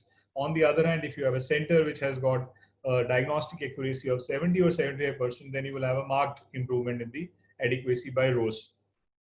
Most of these studies have reported performance of a single cohort at a single study site. So again, that's a major limitation. You need to have a multi-centric, multi-cohort study to see what actually is the impact of rose. And therefore, it is difficult to distinguish the influence of rose from the other factors which I just enumerated, which affects the diagnostic yield in a single cohort design. Now, is rose worth the cost? So let's look at briefly the evidence. One of the important sites where we sample is pancreas, and we all know the limitations of EUS FNA in the pancreatic masses because of these masses being desmoplastic and less cellular. So this was a landmark study which compared rose with no rose, and it showed that in the pancreatic masses, the sensitivity as well as the overall accuracy with rose is increased if you do it without rose as compared to that without rose, and see the number of passes which will give you a diagnostic yield. So majority of patients who are in the rose arm will have a diagnostic yield by sampling 2, whereas if you don't have rose, you will need more passes to achieve the diagnosis. So this study concluded that on-site cytopathological evaluation reduces the number of inadequate FNA samples and improves the sensitivity. On the other hand, there are studies which have shown that adding rose does not improve the sensitivity. This was a large sample size retrospective study from a center where already the diagnostic accuracy was beyond 95%. So, once they compared their diagnostic accuracy with the diagnostic accuracy reported from other centers, they did an FNA without rose and they found it was comparable. So again, if you have that ceiling that you are getting a 95% accuracy, rose is not going to improve your performance. Now let's look at the meta-analysis. So this is a meta-analysis which is slightly favoring rose as compared to no rose, but there is a lot of heterogeneity in the study. And this study concluded that rose improves the adequacy rate by 20%, but there is a considerable variability across the studies. The adequacy rate of rose depends on the non-rose adequacy rates, which I have already enumerated. So if your diagnostic accuracy is more than 90 or 95%, rose is not going to improve your diagnostic performance. So is it worth the cost? As we have just seen, it's not cost effective in all settings, but it could be useful in settings where it's a new center, there are a lot of trainees who are doing an FNA, because in these centers you will have a low per pass adequacy. So because of poor endoscopic skill or lesion characteristics, in these places you can have a rose. Or if you want that, you just want 1 or 2 needle passes. For example, there is a tumor in a patient who has got a deep vein thrombosis and is on anticoagulation. You want to limit needle passes. In those situations, you should use the rose. Now with the advent of core needles, what happens to rose? Now, this is a study which compared rose with EUS FNB needle. So you are using rose and no rose. So it found that once you are using an FNB needle, there is no difference in adequacy. Similarly, in meta-analysis, if you are using FNB with FNA, we all know, we heard in previous lectures also that FNB is better than FNA. And if we compare FNB with FNA plus rose, both are equivalent. So this study concluded that there is no significant difference in the diagnostic yield between FNA and FNB when FNA is accompanied by rose. So if you are doing an FNB, there is no need for rose as per the evidence which is available. And then what about cost comparison? If you look at EUS FNA with rose, you have to consider the cost of cytopathologist, cell blocks, anesthesia time, and repeated procedure. Whereas in FNB, it's only the needle, and now the cost of needle is also coming down, although we don't have a head-to-head comparison of cost, but it looks like FNB will be equivalent or maybe cheaper than FNA with cell block. So if we look at FNB with FNA needles, the safety, diagnostic accuracy, sample adequacy, sample quality, technical performance of needle and cost are all better with FNB. And there is no study which has found a relevant difference in the safety and technical performance of FNB needles. And I think this was an aptly titled paper by Shyam in Digestive Endoscopy, where he said that in memoriam of the fine needle aspiration and birth of fine needle biopsy. So probably the era of FNA is gradually going to get over. Now, what about in FNB? Still, we don't have 100% sensitivity and specificity. So could adding rose to FNB improve our sensitivity and specificity? Again, this is a very recent study just presented at DDW, where FNB without rows and FNB with rows means that FNB coarse tissue sample which was taken was put on slide, and imprint was made, and that imprint was assessed by on-site cytopathologist for adequacy. So when these two arms of 162 patients with FNB alone and 165 patients with FNB with rows were compared, there were no difference in adverse events, the core procurement, the tissue quantity, blood contaminant, and final diagnosis. So in nutshell, this randomized study has shown that FNB with rows has no added advantage of FNB alone. So what next? This is a very new concept of replacing rows with MOS. MOS is macroscopic on-site evaluation, where you smear the material on the slides and look for these whitish materials which are macro cores. So if you see these macro cores of more than 4 millimeter or larger, you consider it to be an adequate specimen and you stop sampling there. So this was a multi-center study published now recently in endoscopy, where MOS was compared with conventional EUS FNB. Again, the baseline demographics were comparable, and the diagnostic yield, sensitivity, specificity was similar for FNB with MOS and FNB without MOS. But the only difference was that with MOS, the number of passes were less as compared to FNB without MOS. So MOS, otherwise the diagnostic yield accuracy is similar. The only thing you are achieving diagnosis with fewer passes. So in nutshell, I would like to conclude that if you look at rows and private practice or institutional practice, there is increased cost. You need a cytologist. There is increased procedure time. And now we have FNB needles, which are giving a much better diagnostic yield at almost comparative cost. So probably there is no need for rows. And now we have MOS, which is giving a comparative diagnostic yield with reducing the number of passes. So just coming back to the first slide from where we started. So looking at the issue of affordability, I think the rows is going to increase the cost as compared to FNB without rows. It increases the procedure of time because you have to wait for the cytologist to see slides again and again, and there is no added advantage because there is ample evidence to suggest there is no increased diagnostic yield or accuracy if you're using an FNB needle, or if you're using an FNA with your center having a diagnostic accuracy of more than 90%. So to conclude, FNB needles have markedly improved the diagnostic yield of EUS guided tissue acquisition. And even there is evidence that if in era of personalized medicines where you want to do a molecular markers, FNB gives a much more diagnostic yield as compared to FNA. So it seems that era of US FNA is over, and we have seen that FNB and rows has no added advantage. So I think now this debate of whether to do rows or no rows should finish off because rows has no added advantage. FNB and MOS promising, looks to be a way forward, but I feel the future is going to be use of artificial intelligence to judge the adequacy of the samples at the bedside. Thank you so much. Thank you very much, Professor Lana, for the night talks. So I think the topic is loss impractical. I think you give you more so the data. Maybe change the topic to the loss are unnecessary. What do you think?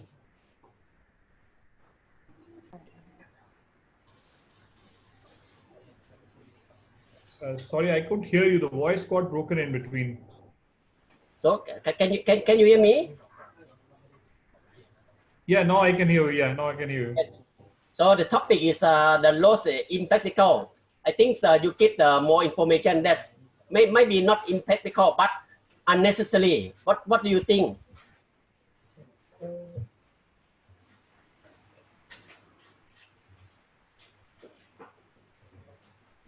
Surinder, Thawee is asking, is it impractical or you think it is unnecessary? So he wants to change impractical to unnecessary. Yeah, I agree. I agree. Yes. I agree. I think what Thawee says is your conclusions are, okay, it is unnecessary. Yeah, that's what the evidence shows, that rows at present with so good FNB needles is probably unnecessary also. It's a twist of words, whatever you want to use. Okay, next move, Professor Nonthalee will give our next speaker. Yeah, thanks, Thawee. So I'd like to introduce our next speaker. It's really my pleasure to introduce Professor Pravir Rai from Gastroenterology in Sanjay Gandhi Postgraduate Institute of Science, Lucknow. And he is going to be giving a talk on endoscopic ultrasound guided liver biopsy, my indications. Please, Professor Rai.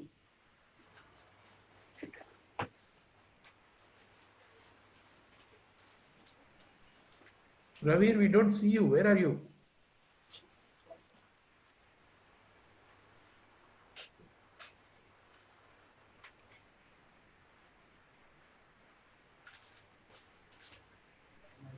Pravir, are you there?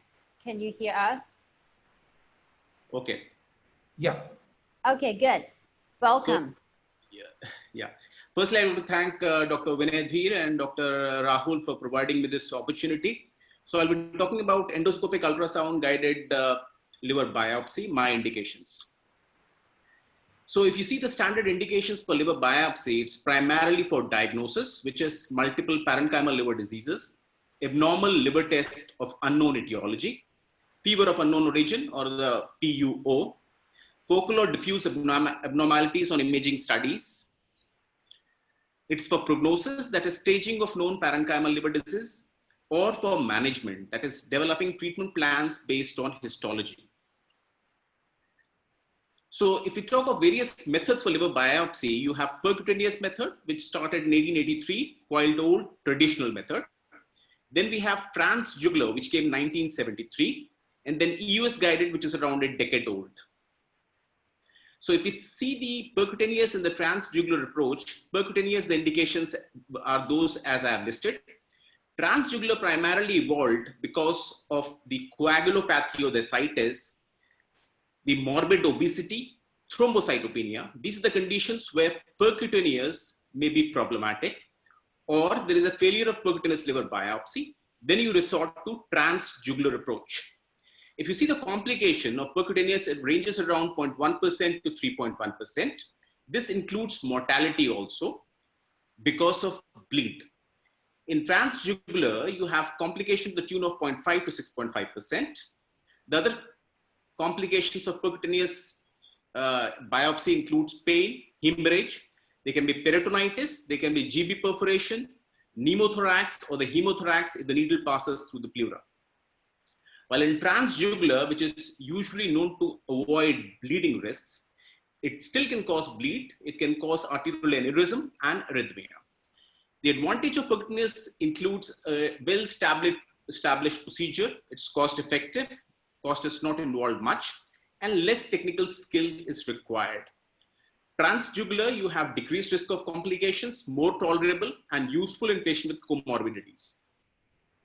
There are certain distinct disadvantages of percutaneous route. These includes increased sampling variability.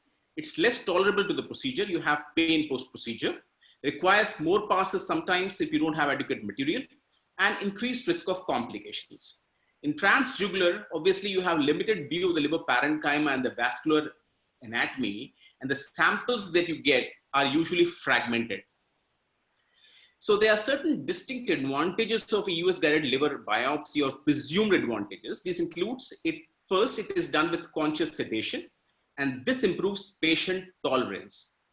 Second, obese individuals or when there is a refusal for percutaneous route, EUS guided can be resorted to. It is helpful, especially in patients where endoscopy is indicated for another indication, like Barrett's, GERD, dyspepsia. So you can do biopsy as well as the evaluation of the required systems at the same time, which saves upon time as well as the cost. The other advantages include lower patient procedure-related adverse events. I'll come to the evidence for this. Real-time detailed view of the needle, identifies and avoid important vascular structures. The fanning technique, it leads to better tissue yield. This technique you can practice use only while you're doing an EUS guided approach. Multiple cores can be obtained if needed. It reduces sampling variability. The biopsy and the evaluation of the biliary system can be done together. You can have access to the both lobes. You can detect small hepatic lesion, which otherwise are difficult to target with ultrasound or CT guided. Post-procedure discomfort significantly is less compared to the percutaneous route. And if you see the recovery time, it's 4 hours for an EUS guided approach, while 10 hours for a percutaneous method. So there are certain disadvantages as well. These include It's a new technique. Less experience is available for this technique. More technical skill is needed. The needles that you can use is usually of 19 gauge, while in the percutaneous you can use a 16 gauge or an 18 gauge needle. It's usually more expensive. Obviously, if you're not reusing needle, it becomes very expensive. Difficult in patient with massive ascites or severe coagulopathy. So usually left lateral position, transgastric approach for the left lobe, transduodenal for the right lobe. Needle, you can choose 19 gauge FNA, FNB needle or a 20 gauge, 22 gauge FNB needle. Usually 2 passes in each lobe are sufficient. To and fro movements in each pass with fanning.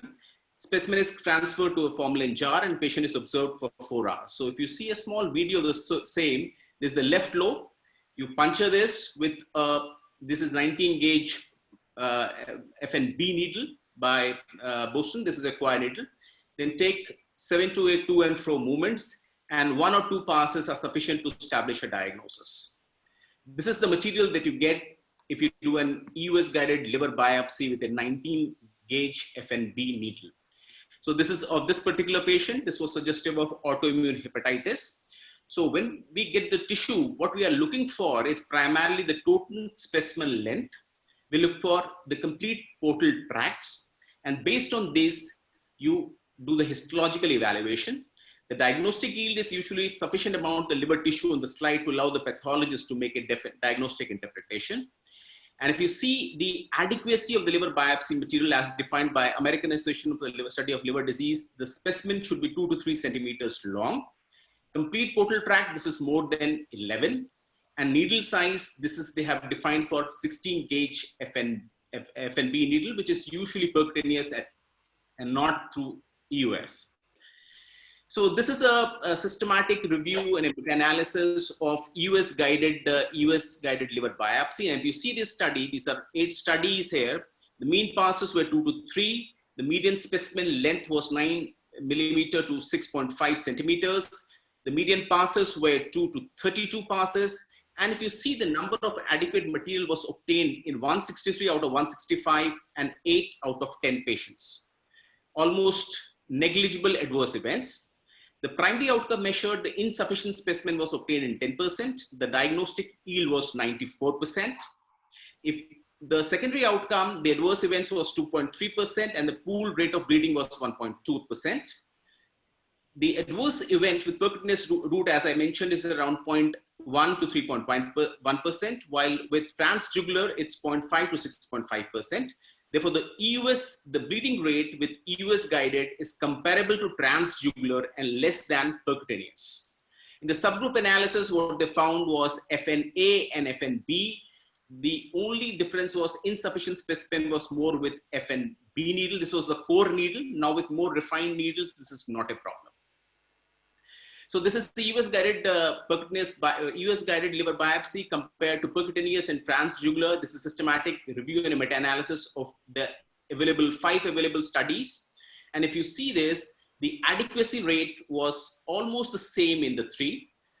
In the subgroup analysis, there was no difference in the biopsy adequacy or adverse events for EUS guided liver biopsy compared to percutaneous or transjugular. When EUS was compared to percutaneous, there was no difference in the complete portal tract. However, with EUS, you had total specimen length, which was longer. And in TGLB versus EUS guided, there was no difference in the length. However, fewer complete portal tracts was there with TGLB. So the conclusion was the EUS guided liver biopsy is a safe, minimally invasive procedure that is comparable to percutaneous and transjugular regarding biopsy specimens obtained and the rate of adverse events. So this is the guidelines recently published where by British Society, they have their mentioned about liver biopsy, and there is a letter to editor for this, where they have mentioned we would like to congratulate the authors on a comprehensive review of the use of liver biopsy in clinical practice. However, we are disappointed that the emerging role of EUS guided liver biopsy was understated in the recommendation. So this means obviously the EUS guided, which is an emerging tool, in this particular article, they had mentioned less about this EUS guided approach. This is our prospective study, which we have submitted and is under review. Primarily, it also indicates a very good histological diagnosis, almost in all patients, good specimen length, good complete portal tract. There are certain lacunas here. One is no standardized protocol. Different types of needles are being used. We need, majority of the data is retrospective. We need more prospective randomized study. So to conclude, the EUS guided liver biopsy is an emerging alternative to percutaneous or transjugular biopsy. Presently, the indications may be for all indications where liver biopsy is indicated. The cost is obviously one of the constraints. Histological diagnosis, you can make it around 94%, adverse event to the tune of around 2.3%. Less patient discomfort when compared to percutaneous. You can sample both the right and the left lobe when needed, especially in patient with NASH where there is problem of sampling variability. The fanning technique helps you take adequate material. Biopsy yield of EUS guided liver biopsy is superior or equivalent to percutaneous or transjugular. And a particular study, I cannot go through the detail of the study, it found that it was more cost effective than percutaneous, which is surprising when the cost of complications and specimen inadequacy were taken into account. Thank you. Thank you. Thank you, Professor Rai. Very interesting topic, I think. Here, really, I think, at least in Thailand, cost is quite an issue. If we were to do EUS guided liver biopsy in patients who need one. What about in your practice? I know that you said maybe more cost effective, taking into account the complications and such. But even so, you know, like how does it work in terms of expenses over there? Yeah, so mine is a tertiary center. So we are a referral center, academic institute. So here usually the cost is usually not a very huge concern. The other point is for a 19 gauge FNB needle, we do reuse those needles. So obviously it's not recommended. We do reuse, and if we do reuse, the cost becomes significantly less because I think in at least 5 to 6 patients at least we can reuse this. Owen? Miss, may I ask one question about the in terms of the size of the needle, because the new design of the FNB, in terms of the adequate portal triad, do you think 22 gauge needle FNB is enough or not, or need 19 gauge needle? Yeah, so I think FNB for the required number of complete portal tracts that you need is primarily 11, which is suggested by ASLD, as I mentioned. So here you can have significantly high number of portal tracts with an FNB needle, 19 gauge FNB needle with which we have experience. So it can range from anywhere to around 15 to 30 complete portal tracts. So that's totally sufficient. So that means you still recommend the 19 gauge needle, not 22, right? So I think I haven't gone through the many studies that have come up comparing the different varieties and the different gauges of the needle. I think, but the evidence for each is a bit contradictory. I know some of my colleagues are doing this with 22 gauge needle and they are okay with that. Thawee, we are using 22 exclusively. We are very happy.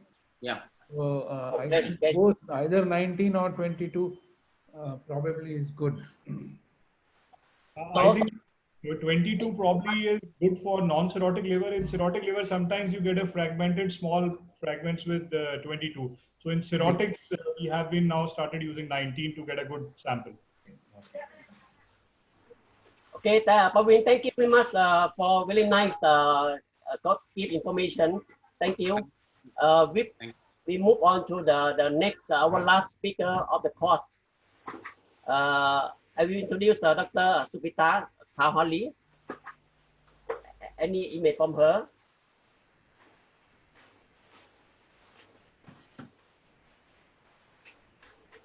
So, Professor of Gastroenterology, Christian Medical College, Vellore. Today, you give a talk, the topic of the EUS training. How we do it? This is a really important of the last section. Professor, please. Good afternoon. At the very outset, let me thank Dr. Vinay and Rahul for having me in this meeting. I was just sitting through this meeting and I was saying how wonderful this meeting was progressing and the range of procedures and having to see the beautiful demonstration of anatomy. Thank you so much.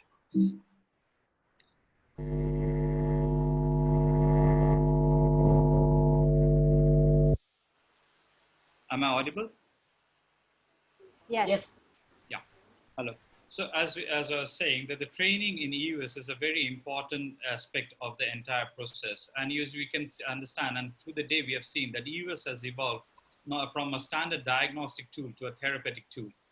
And the reach of EUS has progressed from tertiary care centers to primary care to secondary care centers too.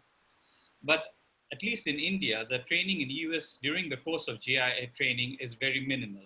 And during the course of GI training, what a GI fellow learns probably is only the indications of EUS in India. I don't know how it is in the other centers, but in India, most often the training is very minimal and as regards EUS is concerned. And it's very important that a person undergoes a structured training program in endoscopic ultrasound after he completes his GI training fellowship. But there are inherent challenges in EUS training. Now, EUS, as we have seen, is a highly operator-dependent procedure. It includes endoscopy skills, ultrasound skills, and requires a combination of both technical and cognitive skills. And a person has to be well versed in both endoscopy and interpretation of ultrasound images. And every day, almost in every year, there is a growing range of interventional EUS procedures, and this increases the skill demand. As a result of which, to devise a training program, it becomes more and more challenging. So what we do in our center is we have what we call is a competency-based training program. So unlike ERCP, where there are well-defined competencies, like we have the cannulation of the papilla, we have selective cannulation of the right and left duct, extraction of a stone. These are well-defined, standardized, validated competencies. EUS does not have a standardized, validated competencies. So what we do in our centers is we have identified key competencies which we decided are very important for a person to go out and practice EUS. And of them, there are identification and characterization of a lesion of interest. As regards FNAC, the correct use of a needle, positioning of a needle to focus on a lesion of interest, correct movement of the needle within the target tissue, obtaining an adequate material, to be able to create a smear for wet and dry fixation, and if possible, and if the fellow is capable enough to give him exposure to therapeutic procedures, primarily for celiac plexus neurolysis and drainage of pancreatic fluid collections. To do this, what we do is two things. One is self-directed learning, and self-directed learning, we have videos, books, and encourage conferences and workshops. Now, videos we feel are a very important tool in learning EUS. They allow remote viewing. A person can go back to his room after he completes his day's work and allows remote viewing of these things. And most importantly, it improves cognitive skills. So to obtain those views, a person can obtain the departmental libraries. We have personal teaching videos. We have 4 senior faculty members here who have got enough personal teaching videos to share with them. The EUS app, which was developed by Dr. Sham and Rob Hoss, is something we encourage our fellows to download into their iPads and iPhones and to revisit those videos repeatedly and keep on seeing them, because that improves their cognitive skills. And the suit is another good repository of EUS videos. The books are very important for an EUS training program. And there are 2 books which I will usually recommend is the Endosonography, again by Dr. Sham. And of course, this is one very important book written by Dr. Manu Bhutani of Digital Human Anatomy and Endoscopic Ultrasound. This is one of the most important books which I actually used when I was training for endoscopic ultrasound very long back. The other thing which we had a long time was the Voxelman meets EUS. We do not have it right now, but we were using it for our training programs very early on. Unfortunately, the software got corrupted and we do not have another one right now. The conferences and workshops, we encourage our fellows to attend that, and that helps them to learn therapeutic procedures, especially because it gives them hands-on exposure to ex vivo animal models and phantoms. And nothing gives them, like for example, if someone has to use axios, where else better to learn it other than on an animal model? Introductory lectures are given by faculty whenever a fellow joins in and introduces them to basic knobology. Basic knobology, teaching them what is a gain, what is focus depth, what is Doppler functions, tissue harmonics, and most importantly, image optimization. How to optimize, get a correct image. How to use all these parameters to get a correct image. Introductory lectures are also given on to ultrasound physics and of course on the basic artifacts that one person can encounter while doing an endoscopic ultrasound. Some introductory lectures are provided to the fellows on regards of movement of scores, radial anatomy, linear anatomy. But most importantly, you cannot learn karate from a karate book or from a video. So you have to have hands-on training. And hands-on training which we call is a preceptorship model, where a preceptor is there with the fellow and we provide them at least 300 to 350 supervised cases while they are getting trained. And it's a stepwise progression of cases with a gradual complexity, moving from station-wise progression to FNAC and then to therapeutics. We insist on maintaining a logbook because that's what helps them give us a structure as to how they're progressing during their course of their training. Regular journal clubs, audits of complications, near-miss events are a must during our training program. Having said this, there are limitations in any skill-based training programs. All trainees do not learn at the same speed. Every skill cannot be taught at the same speed. Technical skills are much faster to learn. However, cognitive skills take time to develop. Having said this, if you look at this, different societies have put forward different guidelines as to what is the optimal number of cases before which we can determine competencies of an individual. For example, ASG puts it at 225, the Canada puts it at 250, ESG has not put up a recommendation, but BSG puts it at 250. So there are variable numbers between different societies and none of this has been actually extremely validated.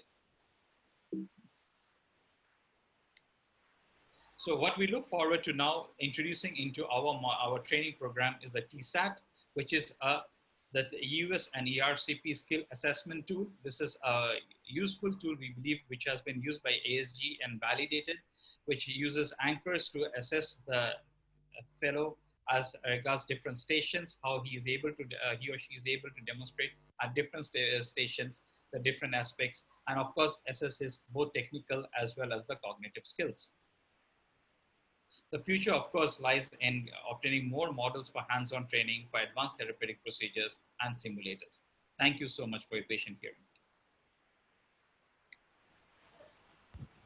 Thank you very much, Professor Chowdhury. I have one question. What do you think about the EUS training model or peak models that the beginner, should start before start in human patients? I think it's if you have it, it's a wonderful thing to have it. I've had the experience of using the Thai model for the pseudocyst drainage, and that's why I think one of the most beautiful models for doing a pseudocyst drainage. It's amazing. I think this is something we should encourage our fellows to do it, because especially if it comes to therapeutic endoscopic ultrasound, starting off with a model is the way to go forward. What do you think about virtual training, especially in the era of pandemic? We do a lot of virtual trainings now. What do you think? What do you see happening here? I think it's something that both the trainers and the trainees have now got to get used to it. We have to also learn how to train them in the virtual world.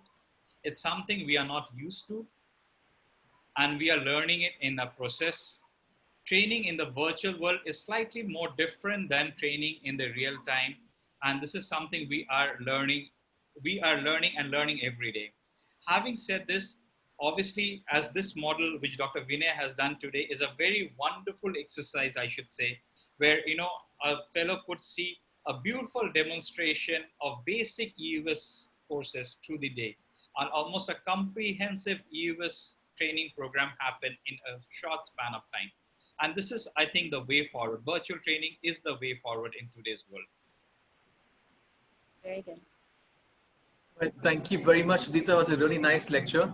I'd like to thank the moderators. Nonthalee, thank you very much. Professor Thawee, Professor Virapon, thank you so much for joining us from Thailand and taking the time out. Really appreciate it. I'd like to hand back to Dr. Dhir for concluding remarks, please. Okay, thanks, Rahul. And nothing much. I think you all guys must be hungry. I don't know. Thailand is post lunchtime, right? It is 3:30. So you guys had your lunch or no? Nonthalee never eats, so I know she must be hungry. I can't hear. What did you say? I said you never eat, so obviously you must be hungry. I never eat. Yeah, I haven't had anything to eat yet today. Thanks a lot. Thank you for the great help that you all guys gave at this short notice.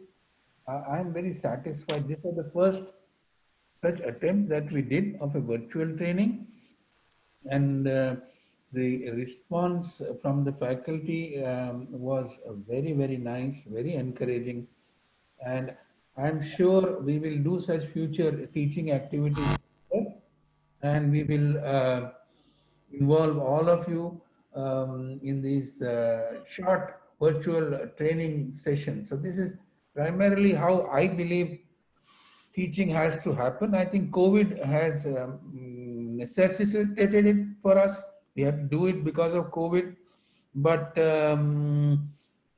I think it will become some kind of future. So again, thank you very much for joining us. Thank you all the delegates who are still there. And I'm already getting a lot of favorable reviews. Great live cases from Thailand. All of them very, very good cases. Thawee, lovely demonstration of liver and rectal anatomy. Nonthalee, your case was fantastic. And Virapon, expert demonstration with Fontep. Please congratulate Fontep on my behalf.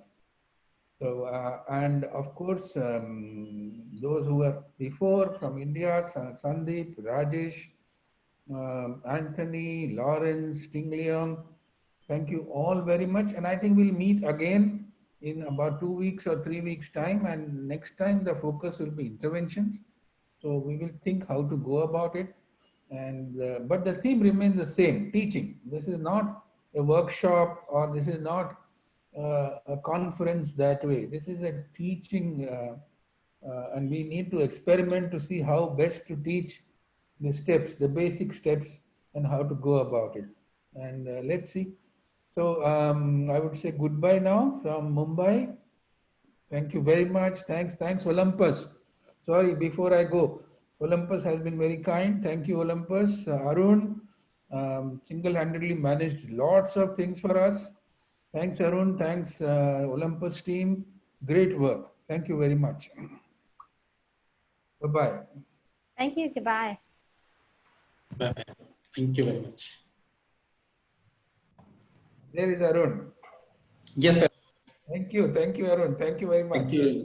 Thank you, David.